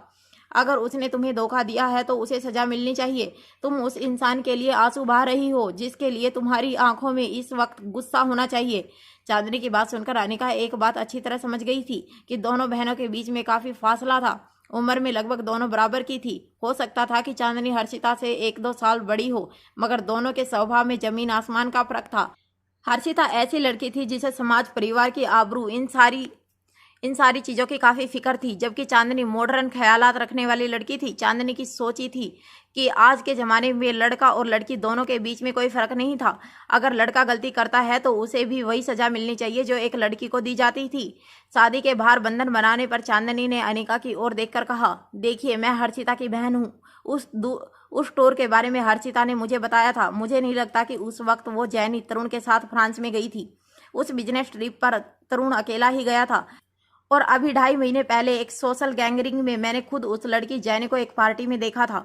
जैसे ही अनिका ने चांदनी की यह बात सुनी, अनिका ने चांदनी और हर्षिता की मां की ओर देखते हुए कहा, इसका मतलब तो साफ है आंटी, जो बच्चा जैनी के पेट में है वह तरुण का नहीं है। अनिका की यह बात सुनते ही चांदनी ने अनिका के कंधे पर हाथ रखते हुए कहा, थैंक यू सो मच। तुमने यह खबर हमें सुनाकर हम पर बहुत बड़ा एहसान किया है। जैनी के पेट में जो बच्चा है वह तरुण का नहीं है। यह बात जब उन लोगों को पता चलेगी तब उनका मुंह देखने लायक होगा। जैसे ही चांदनी ने यह बात कही, पीछे खड़ी चांदनी की मां अरुणा ने जोर से चांदनी का हाथ पकड़ा और उसे खींचकर एक तमाचा जड़ दिया। चांदनी हैरान होकर अपनी मां को देखने लगी। चांदनी और हर्षिता की मां अरुणा ने गुस्से से चांदनी की ओर देखते हुए कहा, तुम अपनी छोटी बहन का बसा बसाया संसार बर्बाद करना चाहती हो। अब जब सब कुछ साफ हो गया तो बजाय इसके कि जो आग लगी है उसे बुझा दी जाए, तुम आग में तेल डालने का काम कर रही हो। इसके बाद अरुणा ने हर्षिता को समझाते हुए कहा, देखो एक काम करो, तुम अभी के अभी अपने घर वापस चली जाओ और अपनी सास और बाकी परिवार वालों को कह दो कि जैनी तरुण को बेवकूफ़ बना रही है। जब उन लोगों को असलियत पता चलेगी तब उन्हें अपने किए की शर्मिंदगी महसूस होगी और वह लोग तुम्हें दोनों हाथों से गले लगा लेंगे। और फिर बेटा, इस बार तो वो लोग तुम्हें पहले से ज़्यादा प्यार करेंगे। जो कुछ भी हुआ उसके बाद वह लोग तुम्हें अब और परेशान नहीं करेंगे। अपनी माँ की ऐसी बात सुनकर चांदनी का सर शर्म से झुक गया, मगर एक लंबी सांस छोड़ते हुए चांदनी ने अपनी माँ से कहा, किस तरह की औरत हो तुम? अपनी बेटी को किस तरह की सीख दे रही हो? बजाय इसके कि तुम उसे लड़ने के लिए प्रोत्साहन दो, तुम उसे उन लोगों के सामने घुटने टेकने को कह रही हो, वह भी उस इंसान के सामने जिसने मेरी बहन को इतना बड़ा दुख दिया है। माँ, तुमने बेटी पैदा की है, कोई पाप नहीं किया। चांदनी की इस बात का जवाब देते हुए अरुणा ने कहा, चुप हो जाओ तुम्हारा दिमाग तो बचपन से खराब है। अब अपनी बहन का दिमाग खराब मत करो। क्यों अपनी बहन का घर उजाड़ने पर तुली हो? ऐसी बातों को चुपचाप दबा देना अच्छा होता है। इसके बाद अरुणा हर्षिता की ओर मुड़कर कहने लगी, जाओ बेटा, अभी तुम्हारे घर वापस जाओ और उन्हें सब कुछ सच सच बता दो। तभी अचानक चांदनी ने अपनी आवाज़ ऊंची करते हुए कहा, देखो हर्षिता, अगर तुमने ऐसा कुछ भी किया तो आज के बाद मुझे अपनी बहन कहकर मत बुलाना। अगर तुमने फिर से उस परिवार के साथ और उस नालायक तरुण के साथ रिश्ता जोड़ा तो अपनी इस बहन के साथ रिश्ता हमेशा हमेशा के लिए तोड़ देना। अपनी बहन की इस तरह की बात सुनकर हर्षिता ने अपने बहते हुए आंसुओं को पोंछा और अब मन ही मन एक फैसला लेते हुए अपनी बहन की आंखों में आंखें डालकर कहा, तुम जैसा कहोगी वैसा ही करूंगी। मैं उस आदमी के साथ रिश्ता बनाए रखने के लिए तुम्हारे साथ अपना रिश्ता नहीं तोड़ सकती। हर्षिता और चांदनी की मां ने इस बात का विरोध जताते हुए हर्षिता से कहा, देखो, शादी एक मंदिर का समान है जिसे तोड़ा नहीं जा सकता। तुम्हारी बहन तो सरफिरी है, तुम्हें भी गलत रास्ते पर ले जा रही है। मेरी मानो तो किसी तरह इस बात पर मिट्टी डालो और तरुण के इस रिश्ते को स्वीकार करके अपनी शादीशुदा जिंदगी को आगे बढ़ाओ। अपनी माँ की ऐसी बातों को पूरी तरह इग्नोर करते हुए चांदनी ने अपनी बहन से कहा, हमारी माँ हमें कमजोर बनाना चाहती है, मगर इतना याद रखना कि अगर आज तुम कमजोर पड़ी तो जिंदगी भर वह लोग तुम्हें गुलाम बनाकर रखेंगे। मैंने सब कुछ सोच लिया है। तरुण जैनी के बच्चे का बाप नहीं है। यह बात हम लोग इस वक्त उन्हें नहीं बताएंगे। वो लोग डिवोर्स लेना चाहते हैं तो उन्हें आगे बढ़ने देना चाहिए। इस वक्त अगर हम लोगों ने उन्हें बता दिया कि जैनी के पेट में जो बच्चा है उनका खून नहीं है तो हो सकता है वह लोग डिवोर्स ना लेना चाहें, मगर हम कुछ वक्त तक यह बात उनसे छुपा कर रखेंगे। तब तक मैं यह पता करने की कोशिश करती हूँ कि आखिर जैनी के पेट में जो बच्चा है वह किसका है। मेरे कुछ कॉन्टैक्ट्स हैं जो लोग जैनी को अच्छी तरह से जानते हैं। उनके थ्रू आज नहीं तो कल इस बात का पता जरूर चल जाएगा कि जैनी तरुण को धोखा देकर किसके साथ अफेयर में है। चांदनी की प्लानिंग सुनकर हर्षिता और चांदनी की मां अरुणा ने चांदनी की ओर देखकर कहा, देखो, इस वक्त तुम काफी गुस्से में हो, मगर जरा ठंडे दिमाग से सोचो। कुछ वक्त के लिए भूल जाओ कि तुम उस घर की बहू हो। मगर यह बात तो हम सब अच्छी तरह जानते हैं कि सिंघानिया परिवार कितना पावरफुल परिवार है। मारवा खानदान का हाथ है उनके सर पर। कल को अगर कोई ऊंच नीच हो गई तो तुम लोग अच्छी तरह जानते हो कि वह लोग क्या कर सकते हैं हमारे साथ। चांदनी ने फिर से अरुणा की बात को पूरी तरह इग्नोर करते हुए कहा। अनिका की ओर मुड़कर चांदनी ने अनिका से कहा, देखिए कुछ दिनों तक आपको भी हमारा साथ देना होगा। हो सकता है कि सिंघानिया परिवार हमारा बदला लेने के लिए आपको भी टारगेट बनाए। जैसे ही चांदनी ने अनिका से यह बात कही, हर्षिता ने चांदनी का हाथ पकड़कर अपनी बहन और अपनी माँ को अनिका के बारे में सब कुछ बताया। अनिका मारवा खानदान के साथ जुड़ी थी। यह बात सुनकर चांदनी और अरुणा दोनों हैरान रह गए। अनिका ने चांदनी की ओर देखकर कहा, देखिए आप लोग फिक्र मत कीजिए, इस बात को मैं भी किसी के साथ शेयर नहीं करूंगी जब तक आप लोग मुझसे नहीं कहेंगे। अनिका को कहीं ना कहीं चांदनी की प्लानिंग पर पूरा भरोसा था। अनिका जानती थी कि चांदनी जो कुछ भी कर रही थी वह बिल्कुल सही था। जो लोग आज के जमाने में औरतों को पाँव की जूती समझते हैं, उनके सर पर अगर जूता पड़े तो इस बात में अनिका भी चांदनी का साथ देने के लिए तैयार थी। चांदनी ने पहली बार अपनी आवाज में नरमी लाते हुए अनिका से कहा, बड़े खानदान में हमारी बहन को बिहाने के चक्कर में काफी जुल्म सहे हैं हमारे परिवार ने, मेरी बहन ने। जब तरुण सिंघानिया के साथ हर्षिता की शादी की बात चल रही थी तब हमने भी सुना था कि तरुण ने 20 साल की उम्र में किसी लड़की को प्रेग्नेंट कर दिया था और उसके बाद उसने उसे अपनाने से मना कर दिया था। मगर उस वक्त सिंघानिया परिवार ने हमें यह भरोसा दिलाया था कि बड़े खानदान का लड़का होने की वजह से उस नीचे खानदान की लड़की ने तरुण को फंसाने के लिए झूठ बोला था। यह सब उस लड़की के परिवार वालों की साजिश थी तरुण के खिलाफ। उस लड़की या उसके परिवार वालों के पास कोई सबूत भी नहीं था। वह लड़की अबॉर्शन करवा चुकी थी और न जाने क्यों अचानक ही उस लड़की ने तरुण के खिलाफ आवाज उठाना बंद कर दिया था। हमें लगा कि हो सकता है कि सिंघानिया परिवार के साथ जुड़ने के लिए उस लड़की ने सचमुच कोई तरकीब आजमाने की कोशिश की हो जिसमें वह नाकामयाब रही थी। मगर आज तरुण का इस तरह का बर्ताव देखने के बाद मुझे भी लगता है कि वह लड़की बिल्कुल सही कह रही थी। यह रिश्ता करके हम लोग बुरी तरह फंस गए हैं। मगर जो हो चुका है उसे तो हम बदल नहीं सकते, मगर जो होने वाला है उस पर तो काबू पाया जा सकता है। मैं मेरी बहन को अब ज्यादा दिन उस नरक में नहीं रहने दे सकती। चांदनी ने जैसे ही अपनी बात पूरी की, अनिका ने देखा कि उसके मोबाइल स्क्रीन पर एक प्राइवेट नंबर फ्लैश हो रहा था। नंबर आउट ऑफ कंट्री का लग रहा था। अनिका ने चांदनी को इशारा करके कहा कि उसे यह कॉल लेना होगा। उसके बाद चांदनी, हर्षिता और उनकी मां अरुणा से कुछ दूर पर जाकर अनिका ने वह कॉल रिसीव किया। कॉल कनेक्ट होते ही आशीष डोगरा की आवाज़ अनिका के कानों पर पड़ी। आशीष दबी हुई आवाज़ में अनिका से कह रहा था, हेलो अनिका, मैं आशीष बोल रहा हूँ। मैंने सुना है कि रोहित मारवा का एक नाजायज बेटा भी है जिसका नाम है अलेक्जेंडर। अनिका हैरानी से आशीष डोगरा की बात सुनने लगी। अनिका जानती थी कि आशीष इस वक्त क्रिस्टोफर और उसकी गैंग के साथ मिल चुका था। आशीष ने अपनी बात आगे बढ़ाते हुए कहा, मेरे पास अलेक्जेंडर को लेकर एक बहुत बड़ी खबर है। आशीष की बात सुनकर अनिका खुद हैरान रह गई थी। अनिका जानती थी कि आशीष स्पेशल डिपार्टमेंट का अंडरकवर ऑफिसर बनकर इस वक्त क्रिस्टोफर और उसकी गैंग के लिए काम कर रहा था। अनिका यह बात भी अच्छी तरह जानती थी कि जरूर अब तक आशीष ने अलेक्जेंडर के बारे में कोई ना कोई इन्फॉर्मेशन इकट्ठा की होगी, मगर अनिका किसी तरह आशीष को इस मामले में घसीटना नहीं चाहती थी। अनिका भले ही जल्द से जल्द इस बात से पर्दा उठाना चाहती थी कि अलेक्जेंडर का जन्म देने वाली माँ कौन थी, मगर वह यह बात अच्छी तरह जानती थी कि इस बात के लिए वह आशीष की जिंदगी खतरे में नहीं डाल सकती थी। मगर अनएक्सपेक्टेडली आशीष ने खुद अनिका को इस बात का खुलासा करने के लिए कॉल किया था। अनिका ने आशीष से पूछा, क्या जानते हो तुम अलेक्जेंडर के बारे में? अनिका सवाल पूरा करे इससे पहले आशीष डोगरा ने अपनी बात आगे बढ़ाते हुए कहा, मुझे पता चला है कि अलेक्जेंडर को क्रिस्टोफर ने हेडक्वार्टर के किसी कमरे में इतने सालों से रखा था, इसीलिए मैंने आज तक कभी अलेक्जेंडर को देखा नहीं था। मगर अभी कुछ दिन पहले क्रिस्टोफर ने अलेक्जेंडर के साथ जो बातचीत की उसके बारे में मुझे पता चला है। बातचीत से इस बात का अंदाजा लगाया जा सकता है कि अलेक्जेंडर को जन्म देने वाली माँ रश्मि नहीं थी। अनिका को पहले से ही इस बात का शक था कि रश्मि अलेक्जेंडर को जन्म देने वाली माँ नहीं हो सकती थी, मगर वह आशीष के मुंह से इस बात का सबूत सुनना चाहती थी। आशीष ने अनिका से कहा, जब क्रिस्टोफर अलेक्जेंडर से फोन पर बात कर रहा था तो क्रिस्टोफर ने अलेक्जेंडर से कहा कि उसे किसी भी तरह रश्मि को छुड़ाना होगा, जिसके जवाब में अलेक्जेंडर ने क्रिस्टोफर से कहा, क्यों? मैं उस औरत की जान क्यों बचाऊं जो मेरी जन्म देने वाली माँ नहीं है, वह सिर्फ आपकी बहन है। नन्हे से अलेक्जेंडर की बात सुनने के बाद क्रिस्टोफर ने उससे कहा, ठीक है, तो कम से कम तुम इतना तो कर ही सकते हो मेरे लिए कि इतना ख्याल रखो कि वह जिंदा रहे। इसका मतलब साफ है कि अलेक्जेंडर यह बात अच्छी तरह जानता है कि रश्मि उसको जन्म देने वाली माँ नहीं है। भले ही अनिका ने यह बात पहले ही गैस कर ली थी कि रश्मि अलेक्जेंडर की मां नहीं थी, मगर आशीष ने जो सबूत दिया था उससे इस बात का कन्फर्मेशन हो गई कि अलेक्जेंडर रश्मि का बेटा नहीं था। मगर किसी भी हालत में अनिका को अभी और कुछ दिन इंतजार करना था, यह बात जानने के लिए कि आखिर अलेक्जेंडर को जन्म देने वाली माँ खुद अनिका थी या नहीं। राजलक्ष्मी अलेक्जेंडर के शरीर में आए डीएनए स्ट्रक्चर के चेंज को ट्रेस करके उसके असली डीएनए स्ट्रक्चर तक पहुंचने की कोशिश कर रही थी। एक बार यह हो जाए तो उसके बाद अलेक्जेंडर की ओरिजिनल डीएनए स्ट्रक्चर के साथ रोहित और अनिका का डीएनए स्ट्रक्चर मैच किया जाता और तभी पता चलेगा कि रोहित और अनिका वाकई में अलेक्जेंडर के माँ बाप हैं या नहीं। अनिका जानती थी कि ऐसा करना बहुत मुश्किल था, क्योंकि बचपन से अलेक्जेंडर को जो इंजेक्ट किया गया था उसकी वजह से उसके डीएनए स्ट्रक्चर में काफ़ी बदलाव आए थे।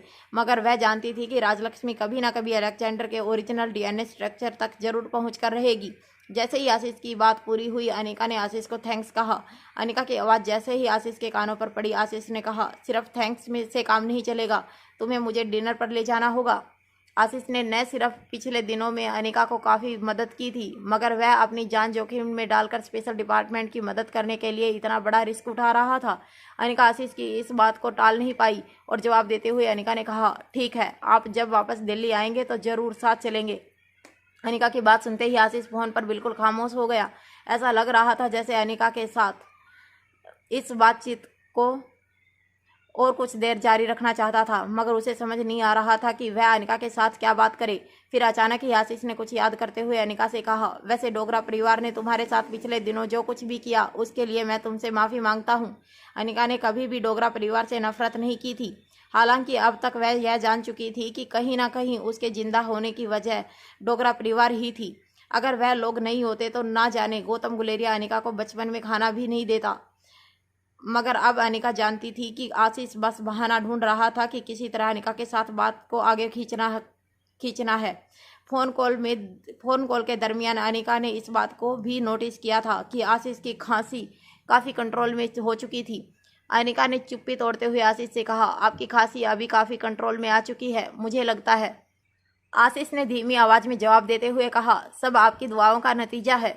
दवा के बारे में सुनते ही अनिका को एक बात याद आई। अनिका ने आशीष से कहा, मैंने आपके लिए कुछ दवाइयाँ बनवाई हैं। मैंने सोचा था मैं खुद ही आपको यह दवाइयाँ दूंगी, मगर हम मिल सके उससे पहले तो आप यहाँ से चले गए। आशीष ने कुछ देर सोचने के बाद अनिका से कहा, ठीक है, तो वह दवाइयाँ तुम मुझे इंटरनेशनल कुरियर के जरिए भिजवा देना। इसके बाद आशीष जानता था कि उसके पास अनिका के साथ बात करने के लिए और कोई टॉपिक नहीं था। आशीष ने अनिका से कहा, मैं तुम्हें अपना एड्रेस भेजता हूँ, तुम्हारी दवाई का इंतजार रहेगा। यह कहने के बाद आशीष ने कॉल डिस्कनेक्ट कर दिया। कॉल डिस्कनेक्ट करने के बाद आशीष ने अनिका को अपना एड्रेस भेज दिया। जैसे ही अनिका को आशीष का एड्रेस मैसेज में मिला, अनिका ने वही मैसेज श्वेता को फॉरवर्ड कर दिया। अनिका ने आशीष के भेजे हुए मैसेज पर ज़्यादा ध्यान नहीं दिया। श्वेता को मैसेज भेजने के बाद अनिका ने अपना फ़ोन अपनी पर्स में रख दिया। यूरोप के एक देश में एक काफ़ी वेल डेकोरेटेड कमरे में बैठे हुए आशीष ने अपना सर अपने सोफे के ब्रेकफास्ट पर रखते हुए आंखें बंद कर ली। आशीष ने जब अपनी आंखें बंद की तो उसे अपने सामने अनिका का चेहरा नजर आने लगा। अनिका का चेहरा नजर आते ही आशीष ने अपनी आंखें धीरे से खोल दी। अपने आप से बातें करते हुए आशीष कहने लगा, मैं तुम्हें अपना एड्रेस भेज रहा हूँ, मगर तुम्हारी दवाई से ज़्यादा मुझे तुम्हारे आने का इंतजार रहेगा। आशीष अच्छी तरह जानता था कि उसके पास अब जीने के लिए कोई ज़्यादा वक्त नहीं था, मगर मरने से पहले आशीष एक बार अनिका का चेहरा देखना चाहता था। कहीं ना कहीं उसे यह उम्मीद थी कि उसकी यह आखिरी ख्वाहिश जरूर पूरी होगी। हेलो गाइज, कैसे हैं आप सब? आई होप कि आप सब बहुत अच्छे होंगे and I am really sorry कि आपको चैनल पर एपिसोड ढूंढने पड़ रहे हैं। वो इसलिए हो रहा है क्योंकि मुझे पहले वाले एपिसोड एडिट करके दोबारा से अपलोड करने पड़ रहे हैं। बट ये ज़रूर है कि आपको सारे एपिसोड 300 के बाद के मिलेंगे ज़रूर। और जो बंदे ये कमेंट कर रहे हैं कि हमें 300 से पहले के एपिसोड भी चाहिए, उनके लिए मैं कोशिश करूँगी कि जल्दी से जल्दी 300 से पहले वाले भी एपिसोड प्रोवाइड करा सकूँ। सो प्लीज़ आप चैनल को थोड़ा सपोर्ट करें, थैंक यू। आशीष डोगरा का एड्रेस श्वेता को भेजने के बाद अनिका ने चांदनी, हर्षिता और अरुणा साहिनी को गुड बाय कहा और उनके घर से गुलेरिया हाउस जाने के लिए निकल गई। सारे रास्ते अनिका एक ही बात सोचती रही कि आखिर रश्मि अगर अलेक्जेंडर की मां नहीं थी तो क्या चांसेस हो सकते थे कि अनिका अलेक्जेंडर को जन्म देने वाली मां थी। यह सवाल अंदर ही अंदर अनिका को खाए जा रहा था। अनिका याद करने की कोशिश कर रही थी कि डिलीवरी वाली रात उसके साथ क्या हुआ था, मगर उसे कुछ भी याद नहीं आ रहा था। गुलेरिया हाउस में अपनी कार पार्क करके जैसे ही अनिका बाहर निकली और उसने अपना मोबाइल देखा, अनिका ने देखा कि रोहित ने उसे मैसेज किया था। मैसेज में रोहित ने लिखा था, सिंघानिया परिवार के साथ जो कुछ भी हुआ है वह सारी बातें मुझे पता चली। क्या तुम चाहती हो कि मैं अपनी तरफ से उन्हें ठीक तरह से समझा दूं? अनिका को इस बात की फिक्र थी कि रोहित ने मैसेज कुछ देर पहले भेजा था। कहीं रिप्लाई ना मिलने की वजह से रोहित ने सिंघानिया परिवार के साथ कोई बातचीत ना की हो। वो नहीं चाहती थी कि चांदनी के प्लानिंग में किसी भी तरह की प्रॉब्लम खड़ा हो, इसीलिए सीधे रोहित को कॉल लगाकर अनिका ने कहा, नहीं तुम ऐसा कुछ मत करना, अगर ज़रूरत पड़ी तो मैं तुम्हें बताऊंगी, तुम अपनी तरफ से उन्हें कुछ मत कहना। तभी रोहित की आवाज़ अनिका के कानों पर पड़ी। रोहित ने अनिका से कहा, तुम्हारा हुक्म सराखों पर। अनिका अच्छी तरह से जानती थी कि सिंघानिया परिवार मारवा परिवार से काफ़ी क्लोज था और अगर तरुण सिंघानिया के खिलाफ अनिका चांदनी के साथ मिलकर कोई भी कदम उठाती है तो उसका सीधा असर सिंघानिया परिवार और मारवा परिवार के रिलेशनशिप पर पड़ सकता था। उसने दबी हुई आवाज़ में रोहित से पूछा, अगर मैं तरुण सिंघानिया या उसके परिवार वालों के खिलाफ कोई कदम उठाऊं तो क्या तुम्हारे लिए इस सिचुएशन को मैनेज करना मुश्किल हो जाएगा? रोहित के पास इसका सीधा साधा जवाब था, हाँ, मगर उसने यह जवाब अनिका को नहीं दिया। रोहित अच्छी तरह जानता था कि सिंघानिया परिवार दादी माँ का मायका था और दादी माँ पिछले कई सालों से अपने भाई और अपने परिवार वालों से काफ़ी क्लोज थी। हालांकि रोहित को तरुण सिंघानिया या उसके परिवार वालों से कोई खास ज़्यादा लगाव नहीं था। यह बात रोहित खुद भी अच्छी तरह जानता था कि तरुण के माँ बाप ने दादी माँ के साथ रिश्ते सिर्फ इसलिए बनाकर रखे थे ताकि वह लोगों की नज़र में मारवा खानदान के करीबी माने जाएं। सिंघानिया परिवार को मारवा परिवार से जुड़े होने की वजह से काफ़ी फायदा पहुंचा था। बिजनेस में कई ऐसे लोग थे जो सिंघानिया परिवार के साथ सिर्फ इसलिए जुड़े थे क्योंकि उन लोगों का रिश्ता रोहित की दादी माँ से बेहद करीबी था। मगर रोहित मन ही मन यह सोचता रहा कि अगर किसी बहाने से वो दादी माँ के मायके वालों से कि कोई मदद कर सकता है तो उसमें बुरा ही क्या था। रोहित यह बात भी अच्छी तरह से जानता था कि अगर रोहित सिंघानिया परिवार के खिलाफ कोई भी कदम उठाता है तो यह बात दादी माँ को बिल्कुल पसंद नहीं आएगी। जब अनिका ने रोहित से पूछा कि अगर वह तरुण के खिलाफ कोई कदम उठाती है तो क्या रोहित किसी कॉम्प्लिकेशन में फंस सकता है या नहीं, तब रोहित यह बात अच्छी तरह जानता था कि अगर अनिका ने ऐसा किया तो यह बात दादी को बिल्कुल पसंद नहीं आएगी और न जाने दादी माँ रोहित पर किस तरह से अपना गुस्सा उतारेगी। मगर फिर भी रोहित ने अनिका का साथ देना ठीक समझा। रोहित को भरोसा था कि अगर अनिका कोई कदम उठाने जा रही थी तो उसने काफ़ी सोच समझकर यह फैसला लिया होगा। रोहित ने जवाब देते हुए कहा, नहीं, बिल्कुल नहीं, तुम जो चाहो कर सकती हो। इनफैक्ट तुम्हें मेरी किसी भी चीज़ में मदद की ज़रूरत हो तो मुझे कह सकती हो। रोहित ने बड़े ही प्यार से अनिका को यह बात कही थी। कहीं ना कहीं अनिका भी जानती थी कि रोहित बड़े धर्म संकट में फंस चुका था। एक तरफ अनिका और अनिका के असूल थे तो दूसरी तरफ रोहित के लिए दादी माँ का प्यार और दादी माँ के परिवार वालों की इज्जत थी। इस बार मुकाबला सीधे दादी माँ के और अनिका के बीच होने वाला था। मगर अनिका को इस बात की खुशी थी कि रोहित ऐसे नाजुक वक्त में भी अनिका का साथ देने के लिए तैयार था। इससे पहले कि अनिका कॉल डिस्कनेक्ट कर देती, रोहित ने अनिका से कहा, क्या तुम कल मेरे साथ हमारे विला पर चल सकती हो? रोहित ने अचानक जब यह सवाल पूछा तो अनिका कुछ देर के लिए सोचने लगी कि रोहित किस विला की बात कर रहा है।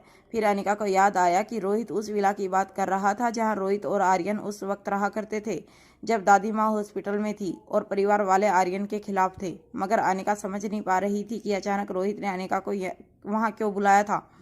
इससे पहले कि अनिका यह सवाल पूछती, रोहित ने जवाब देते हुए कहा, मैं चाहता हूँ कि उस घर का रिनोवेशन करवा दूँ ताकि शादी के बाद हम दोनों बच्चों के साथ वहीं रहें। मैं चाहता था कि तुम अपने हिसाब से उस घर को रीडिज़ाइन करो। तुम्हें जो भी पसंद होगा बिल्कुल उसी तरह घर बनवा देंगे। रोहित की बात सुनते ही अनिका के चेहरे पर मुस्कान आ गई। वैसे अनिका को इस बात से फ़र्क नहीं पड़ता था कि घर में ऐशो आराम की कितनी चीज़ें मौजूद थी। अनिका को अगर किसी चीज़ से फ़र्क पड़ता था तो वह था उसके बेडरूम में लगा उसका बिस्तर। अनिका को अपने लिए अगर दुनिया में कोई चीज़ मांगनी होती तो वो सिर्फ अपनी प्यारी मीठी और गहरी नींद मांगती थी, जिसके लिए बिस्तर पर कंफर्टेबल होना बेहद ज़रूरी था। अनिका ने जवाब देते हुए रोहित से कहा, बस इतना याद रखना कि बिस्तर पर बहुत कंफर्टेबल होना चाहिए, बाकी तुम्हें जो ठीक लगता है वह करो। अनिका की बात सुनते ही कुछ देर तक रोहित फ़ोन पर बिल्कुल खामोश हो गया।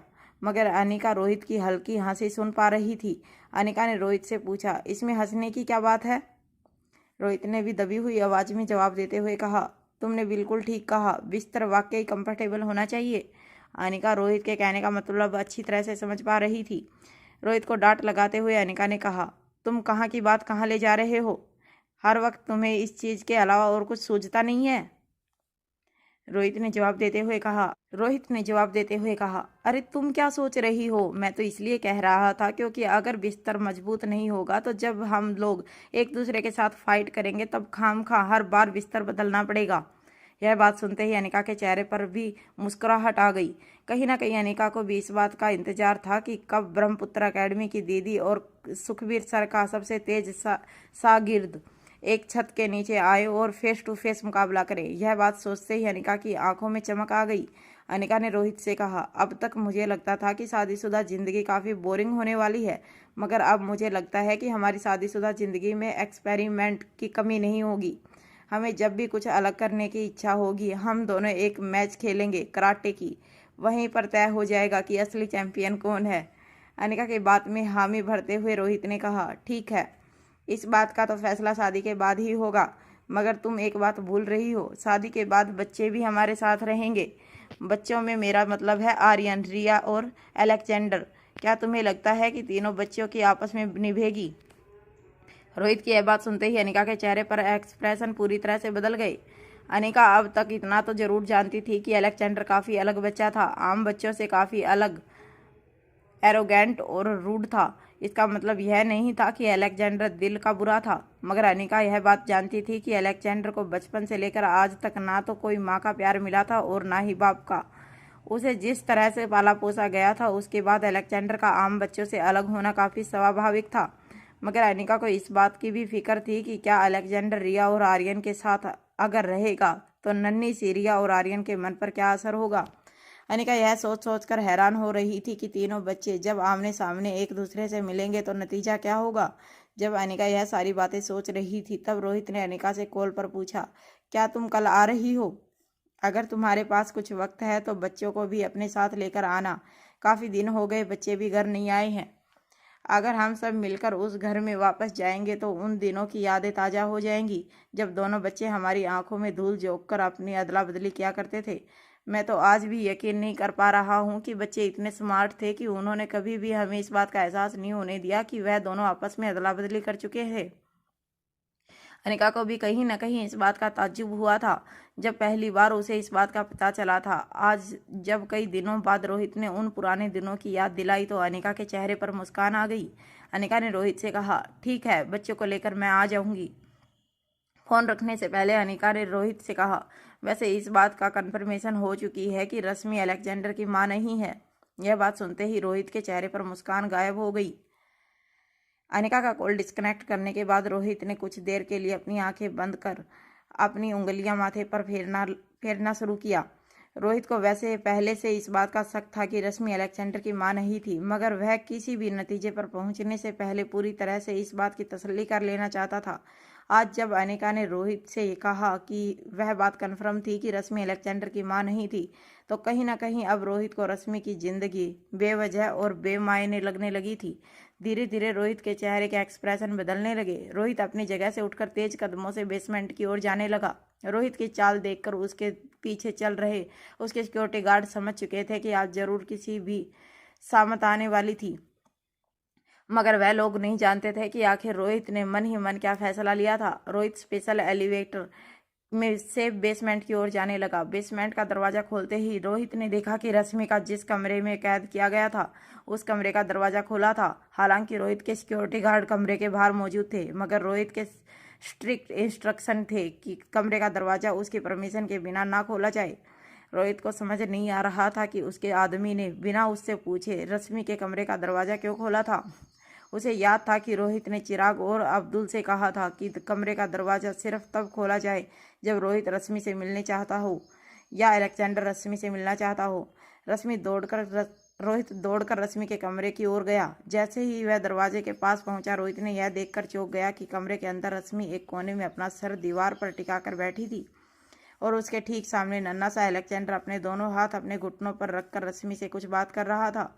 जब रोहित ने गौर से देखा तब उसे इस बात का एहसास हुआ कि दरअसल अलेक्जेंडर रश्मि से बातचीत नहीं कर रहा था, वह उसका मजाक उड़ा रहा था। रश्मि के हाथों में गाजर का एक टुकड़ा था। ऐसा लग रहा था जैसे रश्मि ने अभी अभी वह गाजर का टुकड़ा आधा चबाया था। रश्मि फटी हुई आंखों से अलेक्जेंडर को देख रही थी। उसके चेहरे के एक्सप्रेशन से ऐसा लग रहा था जैसे अलेक्जेंडर उसे जो कुछ भी कह रहा था वह उसे बिल्कुल पसंद नहीं आ रहा था। रश्मि का चेहरा काफी मुरझाया हुआ था, उसके शरीर में भी ज्यादा ताकत नहीं बची थी। रश्मि को देखकर ऐसा लग रहा था कि किसी भी वक्त रश्मि के शरीर से जान निकल जाती, मगर रोहित को इस वक्त रश्मि की हालत पर बिल्कुल दया नहीं आ रही थी। जब रोहित कमरे के अंदर दाखिल हुआ तब उसने अलेक्जेंडर को रश्मि से बात करते हुए सुना। अलेक्जेंडर ने रश्मि से जो बात कही थी वह सुनकर रोहित चौंक गया। रोहित को दरवाजे के पास खड़ा देखकर दरवाजे पर खड़े सिक्योरिटी गार्ड अचानक अलर्ट हो गए। इससे पहले कि आवाज करके अलेक्जेंडर और रश्मि के बीच चल रही बातचीत को डिस्टर्ब करता, रोहित ने इशारे से उसे चुप रहने को कहा। रोहित चुपचाप दरवाजे के पास खड़ा अलेक्जेंडर और रश्मि की बातें सुन रहा था। अलेक्जेंडर के हाथ में एक छोटा सा गाजर का टुकड़ा था जो वह रश्मि को खिलाना चाहता था, मगर जैसे ही अलेक्जेंडर ने वह गाजर का टुकड़ा रश्मि के मुंह के पास रखा तो रश्मि ने अपना चेहरा फेरते हुए अलेक्जेंडर से कहा, मैं जानती हूँ तुम यह सब क्यों कर रहे हो, क्योंकि तुम मुझसे बदला लेना चाहते हो। अलेक्जेंडर ने रश्मि की बात को पूरी तरह इग्नोर करते हुए उससे कहा, गाजर खाने के काफ़ी बेनिफिट्स हैं। इसमें विटामिन होते हैं जो आंखों और बालों के लिए बहुत अच्छे होते हैं। इसमें सही मात्रा में पोषण होता है जो हमारे शरीर को ताकत देता है और दिमाग को काफ़ी तेज बनाने में मदद करता है। और तो और मेरे सारे दोस्त इस गाजर को बड़े ही मज़े से खाते हैं। यह कहने के बाद अलेक्जेंडर ने गाजर का एक छोटा सा टुकड़ा रश्मि के मुंह में जबरदस्ती डाल दिया। रश्मि ने वह गाजर का टुकड़ा जमीन पर थूकते हुए अलेक्जेंडर से कहा, मैं अच्छी तरह जानती हूँ तुम मुझसे बदला लेना चाहते हो, क्योंकि कुछ साल पहले जब तुम्हारा बाप तुम्हें कुछ दिनों के लिए मेरे हवाले करके गया था तब मैंने लगातार कुछ दिनों तक तुम्हें गाजर खिलाए थे। तुम उसी बात का बदला लेना चाहते हो मुझसे, मगर यह वक्त बदला लेने का नहीं था। जरा देखो मेरी तरफ, मेरे शरीर में अब खून कम पड़ने लगा है। मैंने पिछले 6 दिनों से कुछ नहीं खाया है।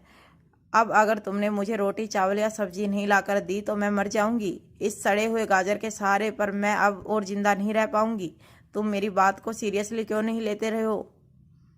नन्हा सा अलेक्जेंडर अपने दोनों हाथ अपनी कमर पर रखकर रश्मि से कहने लगा, बात तो आप नहीं समझ रही हैं। इस गाजर में इतनी ताकत है कि यह आपको मरने नहीं देगा, और तो और ये शरीर की चर्बी घटाने में भी यह मदद करता है, और आपको फिक्र करने की कोई ज़रूरत नहीं है। आप मरेंगी नहीं, इस बात का प्रॉमिस मैं पापा को देकर आया हूँ।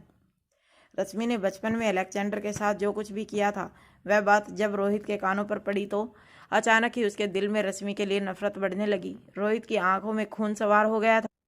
रोहित ने अपने हाथों की दोनों मुठ्ठियां कस ली, मगर कोई भी एक्शन लेने से पहले रोहित रश्मि और अलेक्जेंडर के बीच चल रही बातचीत को पूरी तरह सुन लेना चाहता था।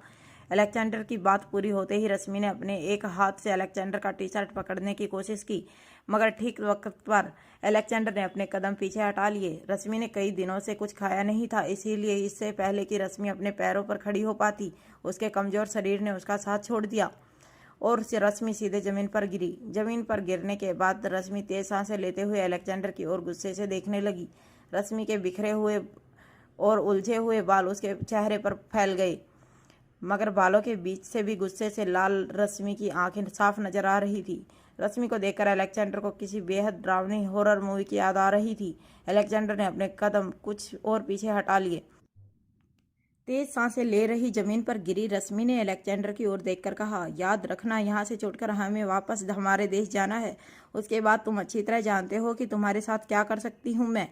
तुम्हारे बाप ने तुम्हें काफ़ी आज़ादी दे रखी थी। तुम्हारे पास यह मोबाइल फ़ोन, इंटरनेट, कंप्यूटर, तुमने जो कुछ भी चाहा वह ला कर दिया गया, मगर इस बार मैं तुम्हें छोड़ूंगी नहीं। तुमसे तुम्हारा सब कुछ छीन लूंगी। फिर तुम्हारी दुनिया भी बिल्कुल वैसी ही हो जाएगी जिस तरह की ज़िंदगी मैं पिछले 6 दिन से गुजार रही हूँ। अलेक्जेंडर चाहे जितना भी तेज और चालाक था, मगर रश्मि की ऐसी बातें सुनकर अलेक्जेंडर को भी डर लगने लगा था। रश्मि की हमेशा आदत रही थी कि जब भी अलेक्जेंडर को रश्मि के भरोसे छोड़ा जाता था वो अलेक्जेंडर के सारे पालतू जानवरों को उससे दूर कर देती थी। अलेक्जेंडर की दुनिया में सिर्फ उसके पालतू जानवर ही उसके दोस्त और बेस्ट फ्रेंड थे, मगर रश्मि उन सभी को अलेक्जेंडर से दूर कर देना चाहती थी। यह बात सोचकर ही अलेक्जेंडर की आंखों में डर नजर आने लगा था। मगर किसी तरह हिम्मत करते हुए अलेक्जेंडर ने रश्मि से कहा, आप ऐसा बिल्कुल नहीं कर पाएंगे, क्योंकि जब तक हम वापस पहुंचेंगे तब तक मेरे वह सारे दोस्त इतने ताकतवर हो जाएंगे कि आप चाहकर भी और उन पर जबरदस्ती नहीं कर पाएंगे। रश्मि ने पलटकर इस बात का जवाब देते हुए कहा, ताकतवर तो वह तब होंगे जब वह जिंदा बचेंगे। रश्मि की यह धमकी सुनकर अलेक्जेंडर की आंखों में और डर बढ़ने लगा था। ठीक उसी वक्त रोहित मारवा तेजी से चलकर रश्मि और अलेक्जेंडर के पास आया। रोहित के जूतों की आवाज जब जमीन पर पड़ी, रश्मि के कानों पर पड़ी, तो रश्मि को ऐसा लगा जैसे उसे भूकंप के झटके महसूस हो रहे थे। जब उसने नजर उठाकर देखा तो रोहित की आंखों में उसे गजब का गुस्सा नजर आ रहा था। रोहित और अलेक्जेंडर दोनों ठीक अगल बगल में खड़े थे, मगर कहीं ना कहीं दोनों के खड़े रहने की स्टाइल हूबहू एक दूसरे से मिलती थी। यह नजारा देखकर खुद रश्मि की आंखें फटी की फटी रह गई। कुछ देर बाद धीमी आवाज में रश्मि ने रोहित से पूछा, क्या आप मुझे इस कारखाने से आजाद करने आए हैं? रश्मि की बात का जवाब देते हुए रोहित ने कहा, तुमने बिल्कुल ठीक पहचाना। मैं तुम्हें आज हमेशा हमेशा के लिए आजाद करने आया हूँ।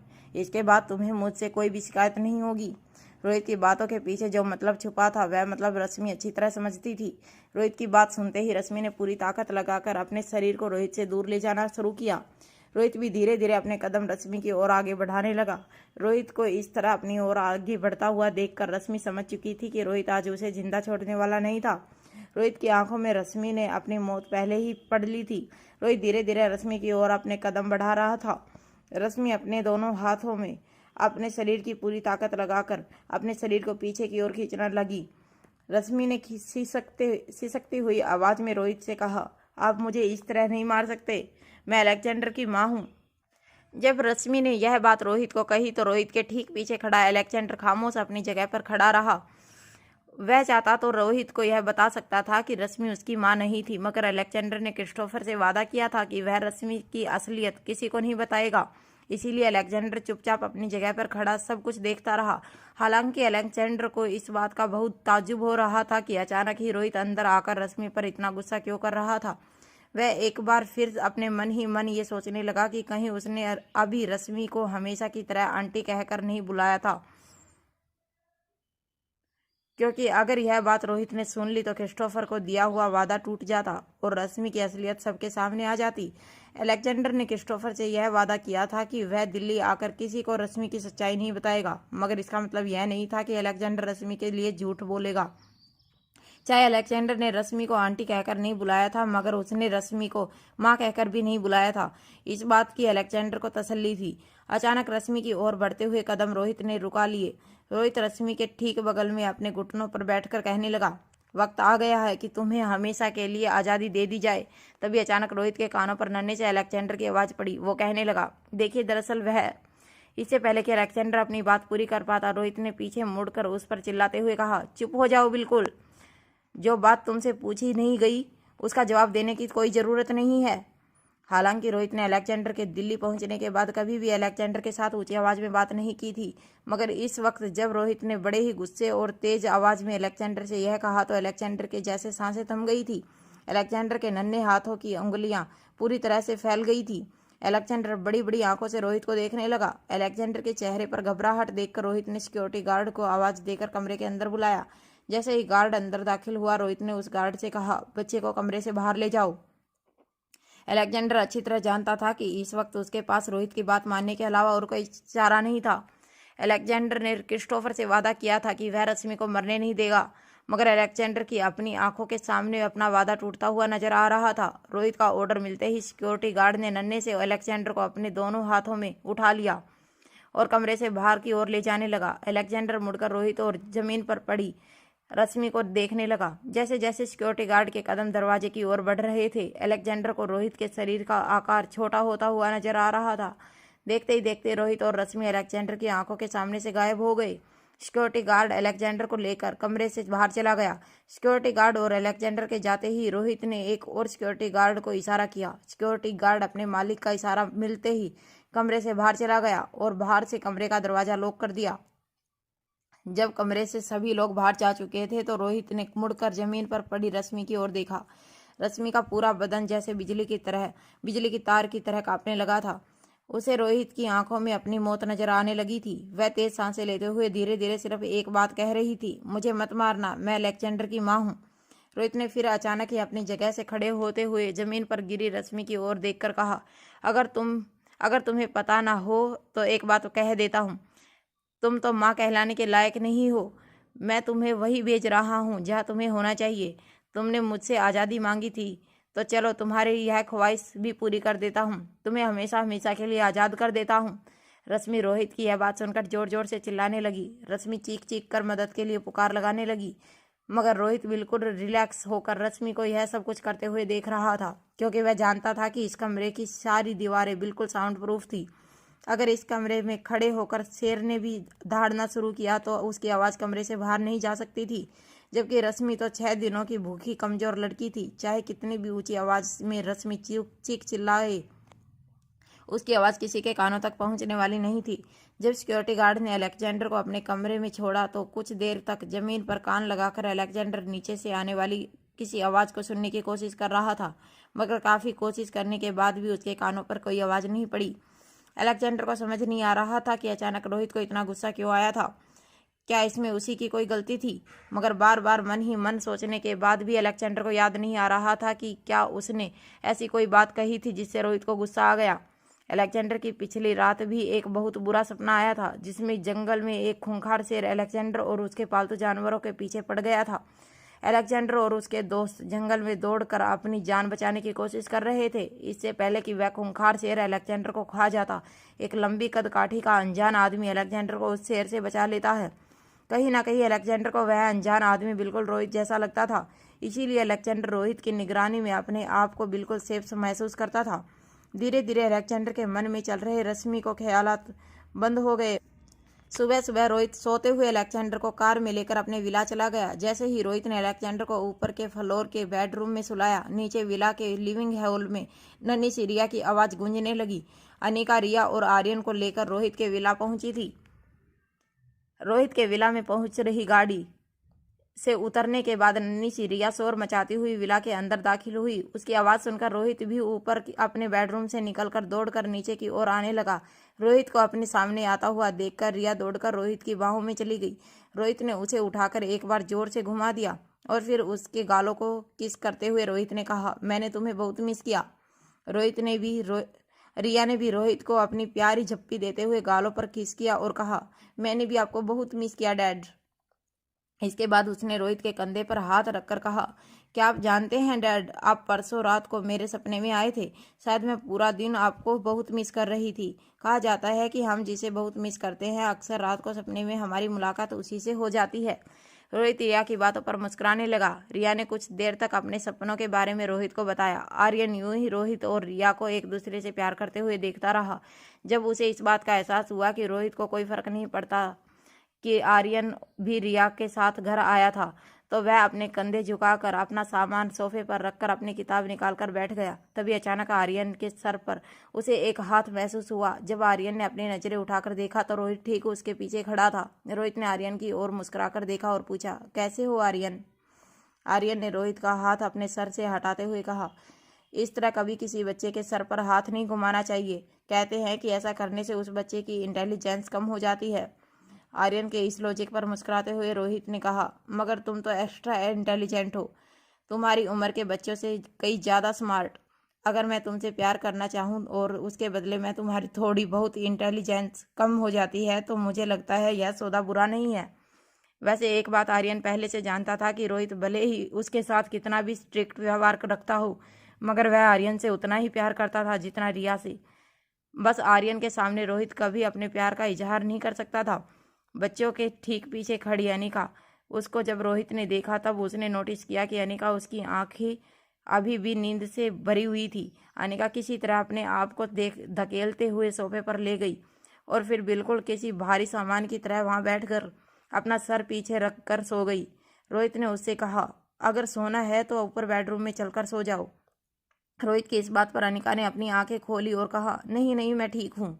रोहित जानता था कि अनिका की नींद पूरी ना हो तो उसकी हेल्थ पर कितना बुरा असर पड़ता था।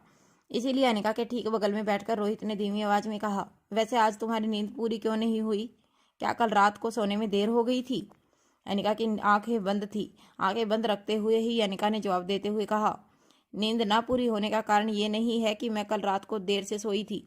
नींद इसलिए पूरी नहीं हुई क्योंकि मैं सुबह जल्दी उठ गई थी, खुद तैयार हुई, बच्चों को तैयार किया और यहाँ ले आई।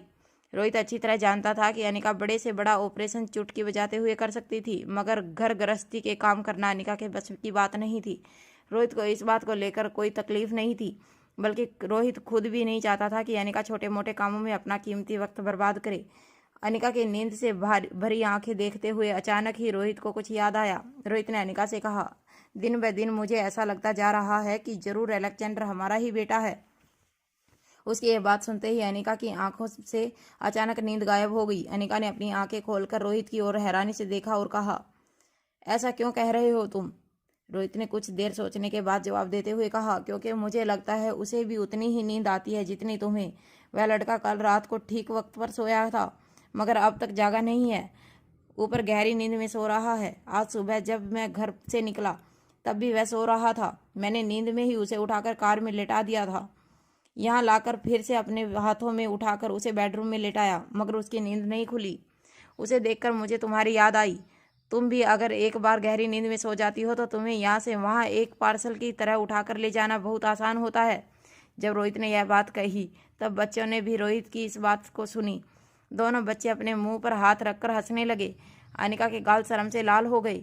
रोहित, अनिका और दोनों बच्चे डाइनिंग टेबल पर जाकर नाश्ता करने लगे। तभी अचानक रोहित ने अनिका की ओर देखकर बिल्कुल धीमी आवाज में कहा, वैसे मैंने रश्मि को अपने ठिकाने पर पहुंचा दिया है। रोहित की यह बात सुनते ही नाश्ता कर रही अनिका के गले में जैसे निवाला अटक गया। अनिका ने हैरान होकर रोहित से पूछा, क्या क्या क्या किया तुमने उसके साथ? सच बताओ रोहित। रोहित अनिका की इस सवाल का जवाब नहीं देना चाहता था। जब रोहित कुछ देर बाद खामोश रहा तो अनिका ने अपनी बात आगे बढ़ाते हुए रोहित से पूछा, बताओ मुझे रोहित, तुमने क्या किया है उसके साथ? देखो, अगर तुमने कोई ऐसा वैसा कदम उठाया है तो यह तुम्हारे लिए अच्छा नहीं होगा। स्पेशल डिपार्टमेंट हर वक्त रश्मि पर नजर रखने की कोशिश कर रहा है। वह लोग रश्मि के जरिए और कई मामले सुलझाना चाहते हैं। क्रिस्टोफर की गैंग तक पहुंचने के लिए स्पेशल डिपार्टमेंट ने रश्मि को एक जरिया बनाया है। अगर तुमने कोई ऐसी वैसी हरकत की तो तुम अपने लिए बहुत बड़ी मुसीबत मोल ले लोगे। तभी रोहित ने अपना एक हाथ अनिका के हाथ पर रखते हुए बड़ी ही सॉफ्टली कहा, तुम घबराओ मत, मैंने उसे बस अपने घर भेज दिया है। अपनी अनिका अच्छी तरह जानती थी कि रश्मि का घर हमारे देश में नहीं था, वह यूरोप से आई थी, और अनिका यह बात अच्छी तरह जानती थी कि एक बार रश्मि सरहद पार करके अपने देश की सरहद में चली जाए तो वहाँ उसके साथ क्या हो उससे रोहित का कोई लेना देना नहीं होगा। इससे पहले कि अनिका रश्मि को लेकर और कोई सवाल जवाब करती, रोहित ने चम्मच में दूध और कॉम्प्लेक्स लेकर अनिका को खिलाना शुरू कर दिया। ऐसा नहीं था कि अनिका को रश्मि से कोई हमदर्दी थी, मगर अनिका को कहीं ना कहीं इस बात की डर था कि रोहित कहीं बिना वजह किसी ऐसी मुसीबत में ना पड़ जाए जिससे अब अनिका के हंसते खेलते परिवार को कोई मुसीबत आ जाए। वहीं ऊपर स्टेयरकेस से छुप छुप कर झांकती हुई आंखें नीचे डाइनिंग टेबल पर जो कुछ भी चल रहा था वह बड़ी ही ध्यान से देख रही थी। अलेक्जेंडर दरअसल काफी देर पहले जाग गया था। वह अपने बेडरूम की खिड़की से रिया और आर्यन को आते हुए पहले ही देख चुका था। अलेक्जेंडर ने देखा कि किस तरह रोहित ने रिया को अपनी बाहों में उठा लिया था। रोहित को रिया को प्यार करते हुए देखकर अलेक्जेंडर के मन में भी इच्छा होने लगी थी। एक पल के लिए उसे ऐसा लगा कि वह रोहित के पास जाकर उस बच्चे को रोहित की बाहों से छीनकर जमीन पर पटक दे। अलेक्जेंडर का गुस्सा बहुत तेज था, मगर जब अलेक्जेंडर को इस बात का एहसास हुआ कि रिया और आर्यन उसके वही दोस्त थे जिनके साथ वो वीडियो कॉल पर बात किया करता था, तो अचानक उसके मन की नफरत शांत हो गई। डाइनिंग टेबल पर बैठे पूरे परिवार को देखकर अलेक्जेंडर के मन में यह ख्याल आने लगा कि काश उसका भी ऐसा ही परिवार होता, मगर वो जानता था कि यह सब उसके नसीब में नहीं था। आज नहीं तो कल उसे फिर से उसी काले अंधेरे तहखाने में वापस जाना था जहाँ उसके पालतू जानवर यानी कि उसके दोस्त उसका इंतजार करते थे। नाश्ते के टेबल पर नाश्ता करने के बाद रिया फिर से अपने गेम खेलने लगी। थोड़ी थोड़ी देर में अपने दोनों हाथ हवा में उछालकर रिया शोर मचाने लगती। फिर अपने पापा के पास आकर कहती, देखो डैड, मैंने और 100 पॉइंट कमा लिए। आपको नहीं लगता कि मैं इस गेम में बेस्ट हूँ? रिया की फीट थपथपाते हुए रोहित ने कहा, तुम हर गेम में बेस्ट हो Riya. I am proud of you. Rohit के मुंह से अपनी तारीफ सुनकर रिया के चेहरे पर एक बड़ी सी मुस्कान आ गई और वह फिर से अपनी गेम खेलने लगी। जब रोहित सारी प्लेट उठाकर वहां से चला गया तो आर्यन ने रिया की ओर देखकर कहा, तुम अगर उनसे यह भी पूछ लेती कि नासा से जो रॉकेट स्पेस में जाते हैं तुम उसे उड़ा सकती हो तो तब भी वह तुम्हारी तारीफ करेंगे।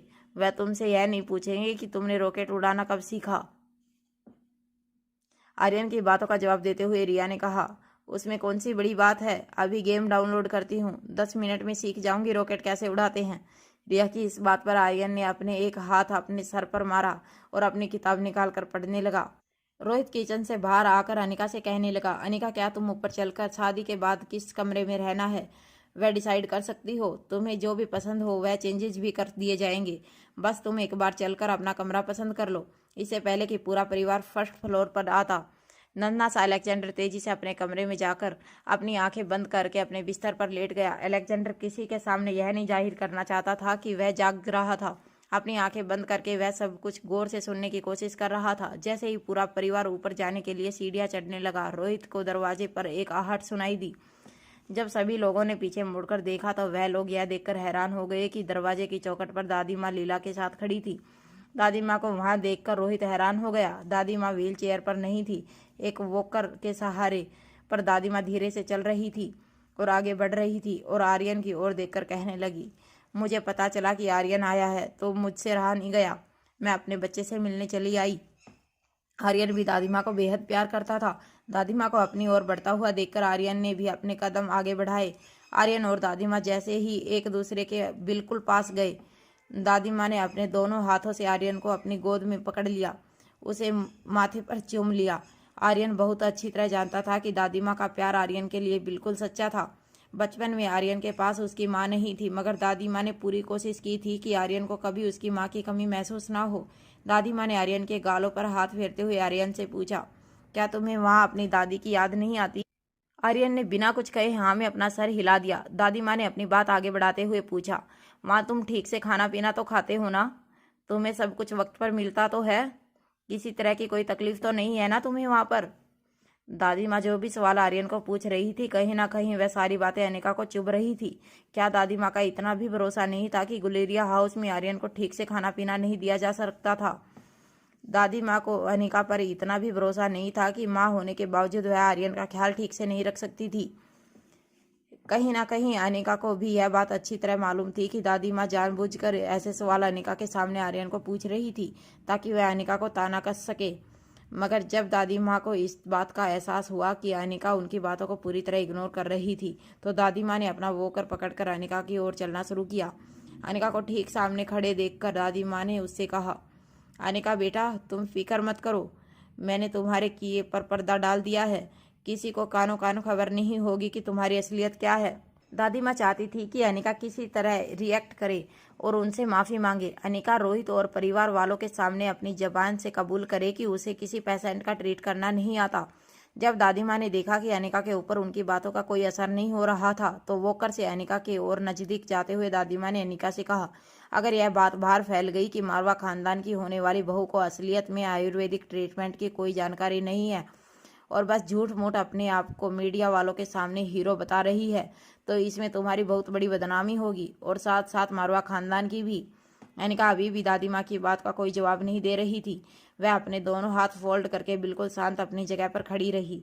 अनिका को देखकर कहीं ऐसा नहीं लग रहा था कि वह दादी माँ की कोई बात सुन रही थी। अनिका को अब तक पता चल चुका था कि दादी माँ का स्वभाव दूध में आ रहे उबाल जैसा था। गैस की लो कम करते ही उबाल फिर से गायब हो जाता और लो तेज होते ही उबाल आ जाता। अनिका बस उबाल के थमने का इंतजार कर रही थी। रोहित अनिका के ठीक बगल में खड़ा था, मगर रोहित चाहता था कि दादी माँ की ऐसी तीखी बातों का जवाब देना अनिका खुद सीखे। दादी माँ ने रोहित की ओर देखकर कहा, तुम तो तरुण सिंघानिया को अच्छी तरह जानते ही हो, मीडिया वालों पर उसका कितना बड़ा होल्ड है। अनिका ने तरुण की बीमारी को डायग्नोस करने का दावा किया। दरअसल वह बीमारी तरुण को है ही नहीं। अब तरुण जैसा आदमी अपनी मानहानि के बदले पलटकर अनिका पर वार करता तो यह मुझे भी बर्दाश्त नहीं होता। यह तो शुक्र है कि मेरे भाई के परिवार वाले मुझे बहुत मानते हैं, इसीलिए मैंने तरुण की माँ सुगंध्या से कहकर अभी इसी बात को नहीं दबा दिया है, वरना पता नहीं क्या होता। तरुण आज के ज़माने का लड़का है, अपनी बेइज्जती बर्दाश्त नहीं कर पाता, लेकिन क्योंकि तरुण मुझे बहुत मानता है, मेरी बहुत इज्जत करता है, उसने मुझसे वादा किया है कि वह अनिका की बदनामी नहीं होने देगा और अपने साथ हुई गलत डायग्नोसिस के बारे में किसी को नहीं बताएगा। दादी माँ सोच रही थी कि कब अनिका उन्हें थैंक्स कहकर उनके इस उपकार के बदले अपना सर झुकाए, मगर अनिका के चेहरे को देखकर ऐसा लग नहीं रहा था कि अनिका ऐसी बातों पर टूटने वाली थी। अनिका का रिएक्शन देखकर दादी माँ अपने गुस्से पर काबू नहीं रख पाई। उन्होंने अनिका की ओर देखकर कहा, अनिका क्या तुम्हें इतनी भी तमीज नहीं कि मुझे एक बार थैंक यू कहे? अगर मैं चाहूँ तो अभी इसी वक्त तरुण से कहकर पूरे शहर में तुम्हारी बदनामी कर सकती हूँ, मगर मैं यह बात इसलिए दबाना नहीं चाहती क्योंकि मैं रोहित से प्यार करती हूँ और रोहित तुम्हें अपनाना चाहता है। मारवा खानदान की होने वाली बहू होने के नाते पहले ही तुम लोगों के सामने कई बार इज्जत गंवा चुकी हो। हर कुछ दिन बाद किसी न किसी बात को लेकर तुम्हारा नाम अखबारों में और मीडिया वालों के सामने उछला जाता है। मैंने सोचा कि अब इस सिलसिले को यहीं थाम दिया जाए, मगर मुझे लगता है कि तुम्हें नाक कटवाने की आदत पड़ चुकी है। अगर ऐसा ही है तो मैं अभी इसी वक्त तरुण से कहती हूँ कि उसे तुम्हारे खिलाफ जो कदम उठाने हो वो उठा सकता है। मेरी लाज रखने की कोई ज़रूरत नहीं है।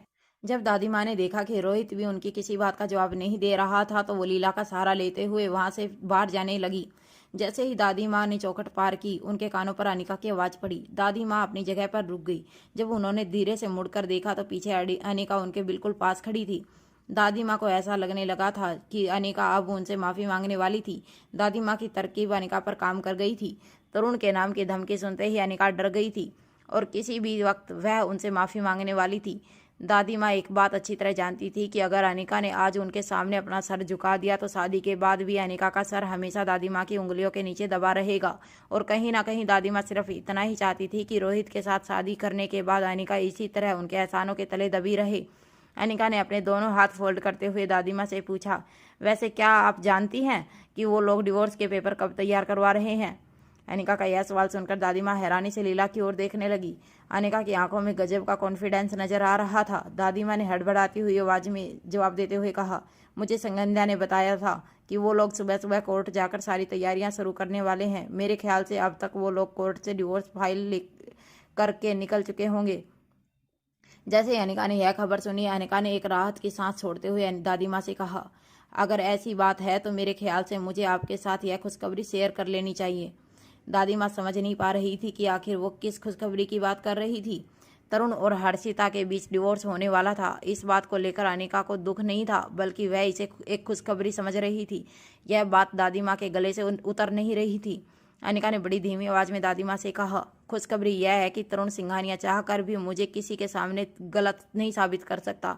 मैंने उसके बारे में जो कुछ भी कहा है वह सब सच था।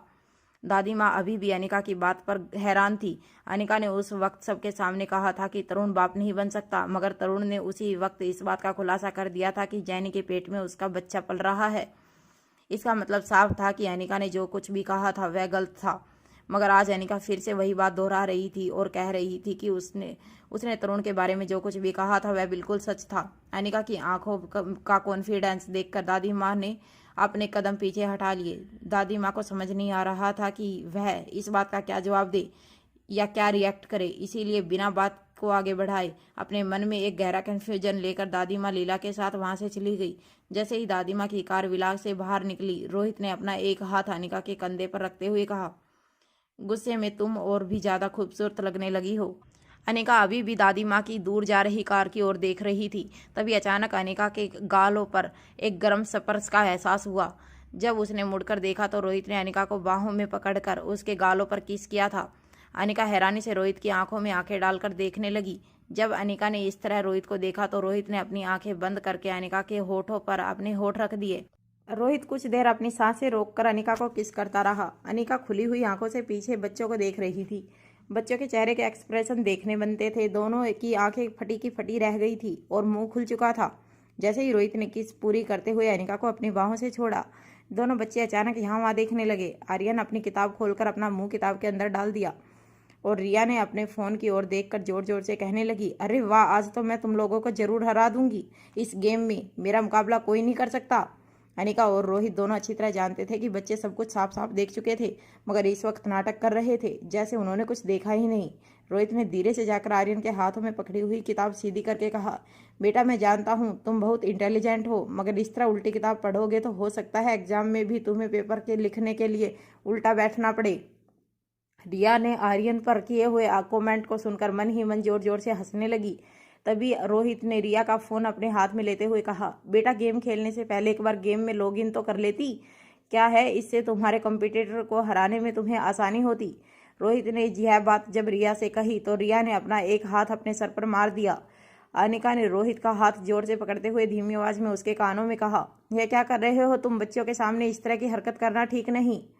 रोहित ने मुस्कुराते हुए अनिका की ओर देखकर कहा, चलो इससे एक बात तो साफ हो गई, बच्चों की गैर हाजिरी में करना बिल्कुल ठीक रहेगा। अनिका के गाल शर्म से लाल हो गए। अनिका रोहित से कुछ दूर जाने लगी। तभी रोहित ने उसे फिर से अपनी बाहों में भरते हुए कहा, कुछ दिनों में हम सब एक साथ ही एक छत के नीचे रहने वाले हैं। बच्चे को यह सब कुछ देखने की आदत तो डालनी होगी, क्योंकि ना तो बच्चे हमसे दूर होने वाले हैं और ना ही हम बच्चों से। तो फिर बच्चों के सामने हमारे बीच में दूरी बनाए रखने का क्या फ़ायदा। जैसे ही रोहित की बातें अनिका के कानों पर पड़ी, उसका असर सीधे उसके गालों पर होने लगा। उसके गाल रोहित के हर शब्द के साथ ज़्यादा लाल होने लगे थे। दोनों बच्चे अपना एक एक हाथ अपने मुंह पर रखकर हंसने लगे। तभी अचानक अनिका और रोहित दोनों एक साथ दौड़कर आर्यन और रिया के पास गए। रोहित ने रिया को अपनी गोद में उठा लिया और अनिका ने आर्यन को। फिर दोनों ने बारी बारी से बच्चों के गालों पर किस करना शुरू कर दिया। अचानक हुई किस की बारिश की वजह से दोनों बच्चे हैरान होकर जोर जोर से हंसने लगे। जब नीचे यह सब कुछ चल रहा था, तब ऊपर से स्टेयर केस की रेलिंग के बीच दो आंखें अनिका और रोहित के परिवार को घूर रही थी। अलेक्जेंडर यह सब कुछ देखकर चौंक गया। उसने पहले कभी नहीं सोचा था कि एक परिवार को एक दूसरे को किस करते हुए नहीं देखा था। पहले तो उसे यह सब कुछ काफ़ी अजीब लग रहा था, मगर फिर कहीं ना कहीं उसे इस बात का एहसास होने लगा कि उसने बचपन से लेकर आज तक कभी ऐसी फीलिंग महसूस नहीं की थी। जब अलेक्जेंडर के मन में यह ख्याल आने लगा कि काश कोई उसे भी इस तरह किस करने वाला होता, तो फिर उसकी ज़िंदगी आज शायद काफ़ी अलग होती। मगर यह ख्याल आते ही अलेक्जेंडर अपने आप से बातें करते हुए कहने लगा, सी यह तो बिल्कुल बचकानी हरकत है। ऐसी हरकतें कौन करता है? यह रिया और आर्यन भी बिल्कुल पागल हैं। मैंने तो सोचा था यह दोनों बाकी बच्चों से काफ़ी अलग होंगे, मगर यह तो बेवकूफ़ निकले। किसी और के होठों को अपने गालों पर कैसे कोई रखने की इजाज़त दे सकता है? हमारा मुंह तो खाने पीने के लिए होता है, ऐसी सब हरकतें करने के लिए नहीं। अलेक्जेंडर अपने आप से यह सारी बातें कहकर अपने मन को मनाना चाहता था कि सारी बातें फिजूल की बातें हैं और एक दूसरे को किस करना किसी बेवकूफ़ी से कम नहीं है। तभी अलेक्जेंडर ने अचानक अपना एक हाथ उठाकर अपने होठों पर रखा और फिर उसी हाथ को अपने गालों पर रख दिया।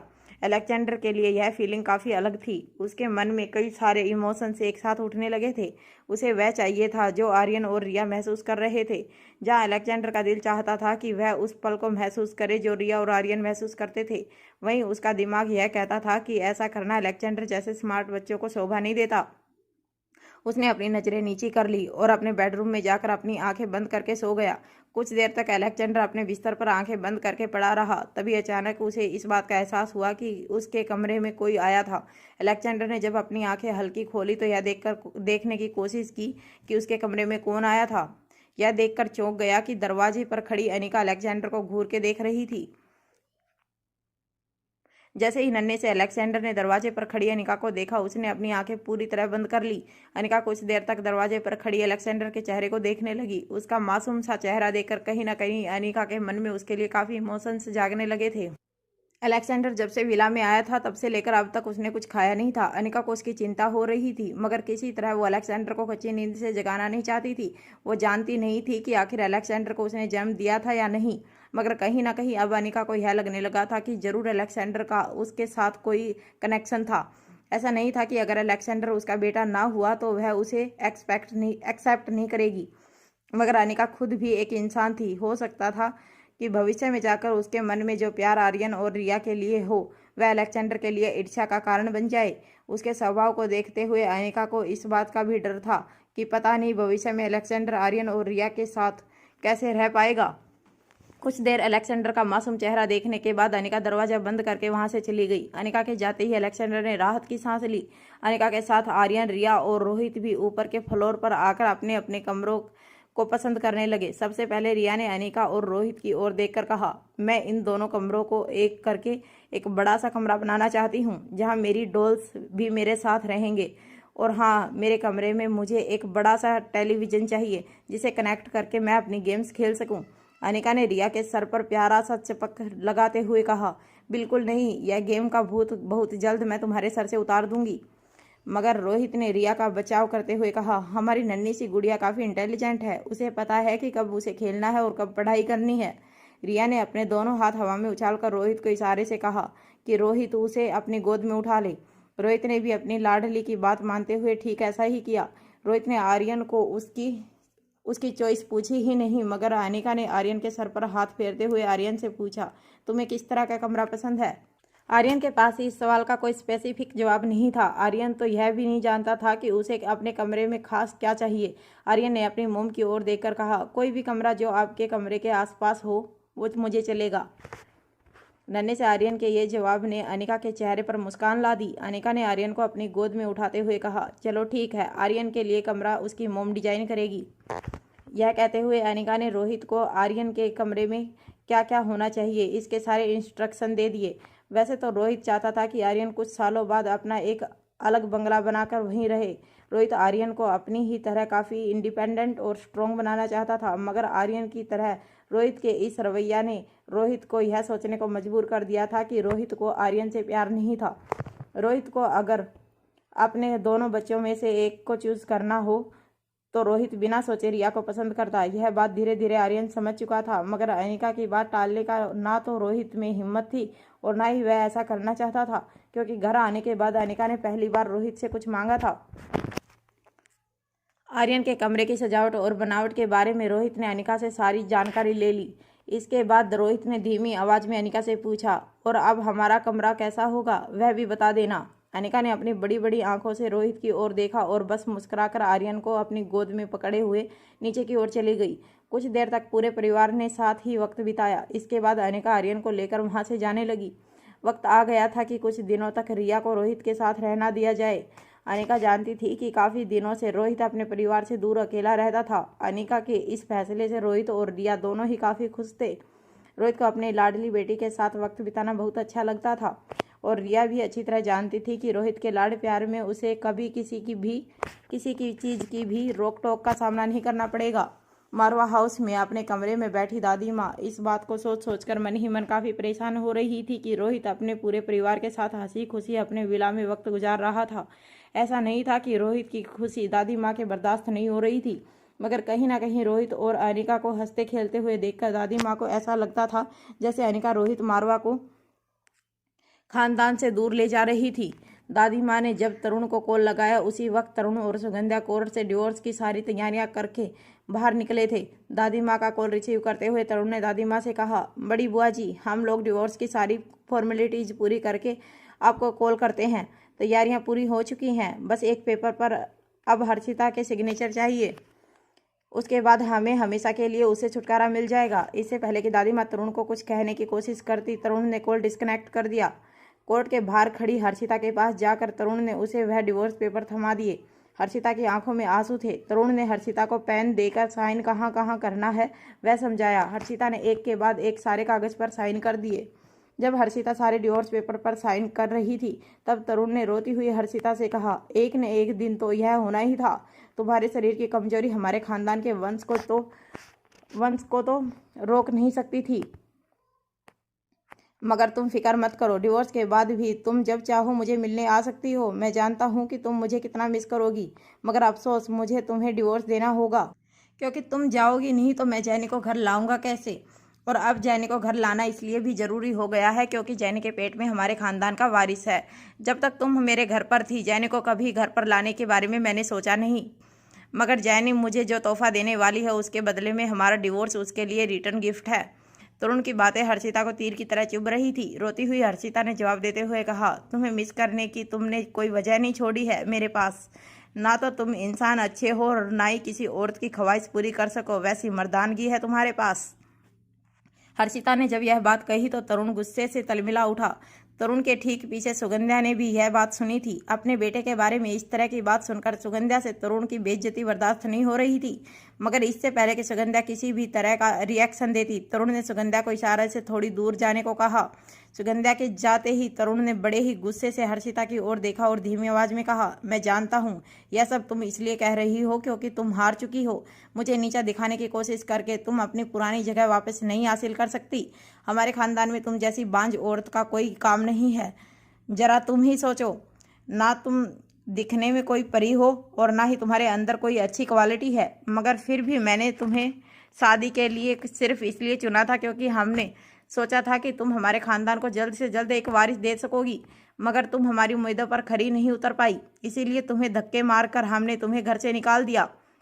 यह मत समझना कि यह डिवोर्स तुम्हारी खुशी से हो रहा है। मैं तुम्हें डिवोर्स दे रहा हूँ ताकि मैं अपनी ज़िंदगी से तुम्हें बाहर निकाल सकूं। तरुण की आंखों में जानलेवा गुस्सा नजर आ रहा था, मगर हर्षिता भी डर कर चुप रहने वाली नहीं थी।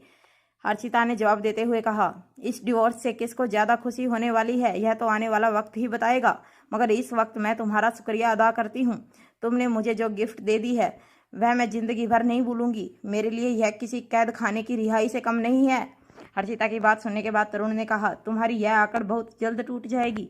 अब तक तो मैंने सोचा था कि मैं इस डिवोर्स प्रोसीजर को बड़ी ही शांति से निपटा दूंगा, मगर अब तुम्हारे तेवर देखने के बाद मुझे ऐसा लगता है कि तुम्हें सबक सिखाना बहुत ज़रूरी है। अकेले डिवोर्स से तुम्हारी अकल ठिकाने पर नहीं आएगी। जब लोग समाज में तुम्हारे खानदान के नाम पर थू थू करेंगे तब तुम्हें एहसास होगा कि तुमने कितनी बड़ी गलती कर दी है। अब लोग जब मुझे पूछेंगे कि मैंने तुम्हें आखिर तलाक क्यों दे दिया, तो मैं उन्हें असली वजह बता दूंगा कि फिर देखूंगा कि इस भरी जवानी में तुम्हारा हाथ पूरे शहर में कौन थामेगा। यह कहने के बाद तरुण वहां से निकल गया। तरुण के जाते ही दादी माँ ने फिर से तरुण के मोबाइल पर कॉल लगाया। जैसे ही तरुण ने दादी माँ का कॉल उठाया तो उन्होंने उससे पूछा, क्या डिवोर्स की तैयारियां पूरी हो चुकी है या तुम लोग अभी भी कोर्ट में हो? तरुण ने जवाब देते हुए कहा, हाँ बड़ी बुआ जी, सब कुछ आसानी से खत्म हो गया। डिवोर्स पेपर पर हर्षिता ने भी अपने सिग्नेचर कर दी है। मैंने तो सोचा था कि काफ़ी हंगामा खड़ा होगा, मगर शुक्र है हर्षिता और उसके परिवार वालों का कोई हंगामा नहीं किया और चुपचाप डिवोर्स पेपर पर साइन कर दिया। आखिर वह लोग भी शर्मिंदा है। अपनी बेटी की कमजोरी कब तक छुपाते? झूठ बोल बोल के 3 साल बिगाड़ दिए उन लोगों ने हमारे। किसी न किसी दिन तो यह होना ही था। दादी माँ को यह कहने के बाद जब तरुण ने मुड़कर हर्षिता को देखा तो हर्षिता अपनी कार में बैठकर वहां से जा चुकी थी। तरुण यह देखकर काफी हैरान हो गया। तरुण यह एक्सपेक्ट कर रहा था कि हर्षिता घंटों तक वहीं खड़ी रोती रहेगी और अपनी किस्मत को कोसती रहेगी, मगर हर्षिता ने ऐसा कुछ नहीं किया। हर्षिता की बॉडी लैंग्वेज से ऐसा लग रहा था जैसे डिवोर्स पेपर पर सिग्नेचर करने के बाद वह काफ़ी रिलैक्स हो गई थी और यही बात तरुण को अंदर ही अंदर खाई जा रही थी। तभी तरुण के कानों पर दादी माँ की आवाज़ पड़ी। तरुण, अनिका ने कहा है कि उसके चेकअप में कोई कन्फ्यूजन नहीं है। तरुण ने जवाब देते हुए कहा, बड़ी बुआ जी देखिए, मैं अपने शरीर को अच्छी तरह जानता हूँ, मुझ में कोई कमी नहीं, आप फिक्र मत कीजिए। दादी माँ ने तरुण की बात का जवाब देते हुए कहा, देखो तरुण, हम ऊंचे खानदान के लोग हैं, हमारे साथ कौन किस वक्त क्या खेल खेल जाएगा यह हमें पता भी नहीं चलेगा। चलो, तुम्हें आयुर्वेदिक ट्रीटमेंट पर भरोसा नहीं है तो ना सही, मगर एक बार हॉस्पिटल जाकर चेकअप तो करवा सकते हो। तुम्हें मॉडर्न ट्रीटमेंट की टेक्निक पर तो भरोसा है ना? वो लोग तुम्हारे शरीर का डायग्नोज करके बता देंगे कि अनिका सच कह रही थी या झूठ। मगर जरा सोचो, अगर कहीं अनिका सच कह रही है तो हमारे खानदान के साथ एक बहुत बड़ा खिलवाड़ होने का संकेत है। तरुण अच्छी तरह जानता था कि दादी माँ का इशारा किस तरफ था। तरुण ने दादी माँ को समझाते हुए कहा, देखिए, मैं जैनी को अच्छी तरह जानता हूँ। हाँ, लोग तो तरह तरह की बातें करते हैं उसके बारे में, मगर मुझे उस पर पूरा भरोसा है। यह बच्चा मेरा है, आप फिक्र मत कीजिए।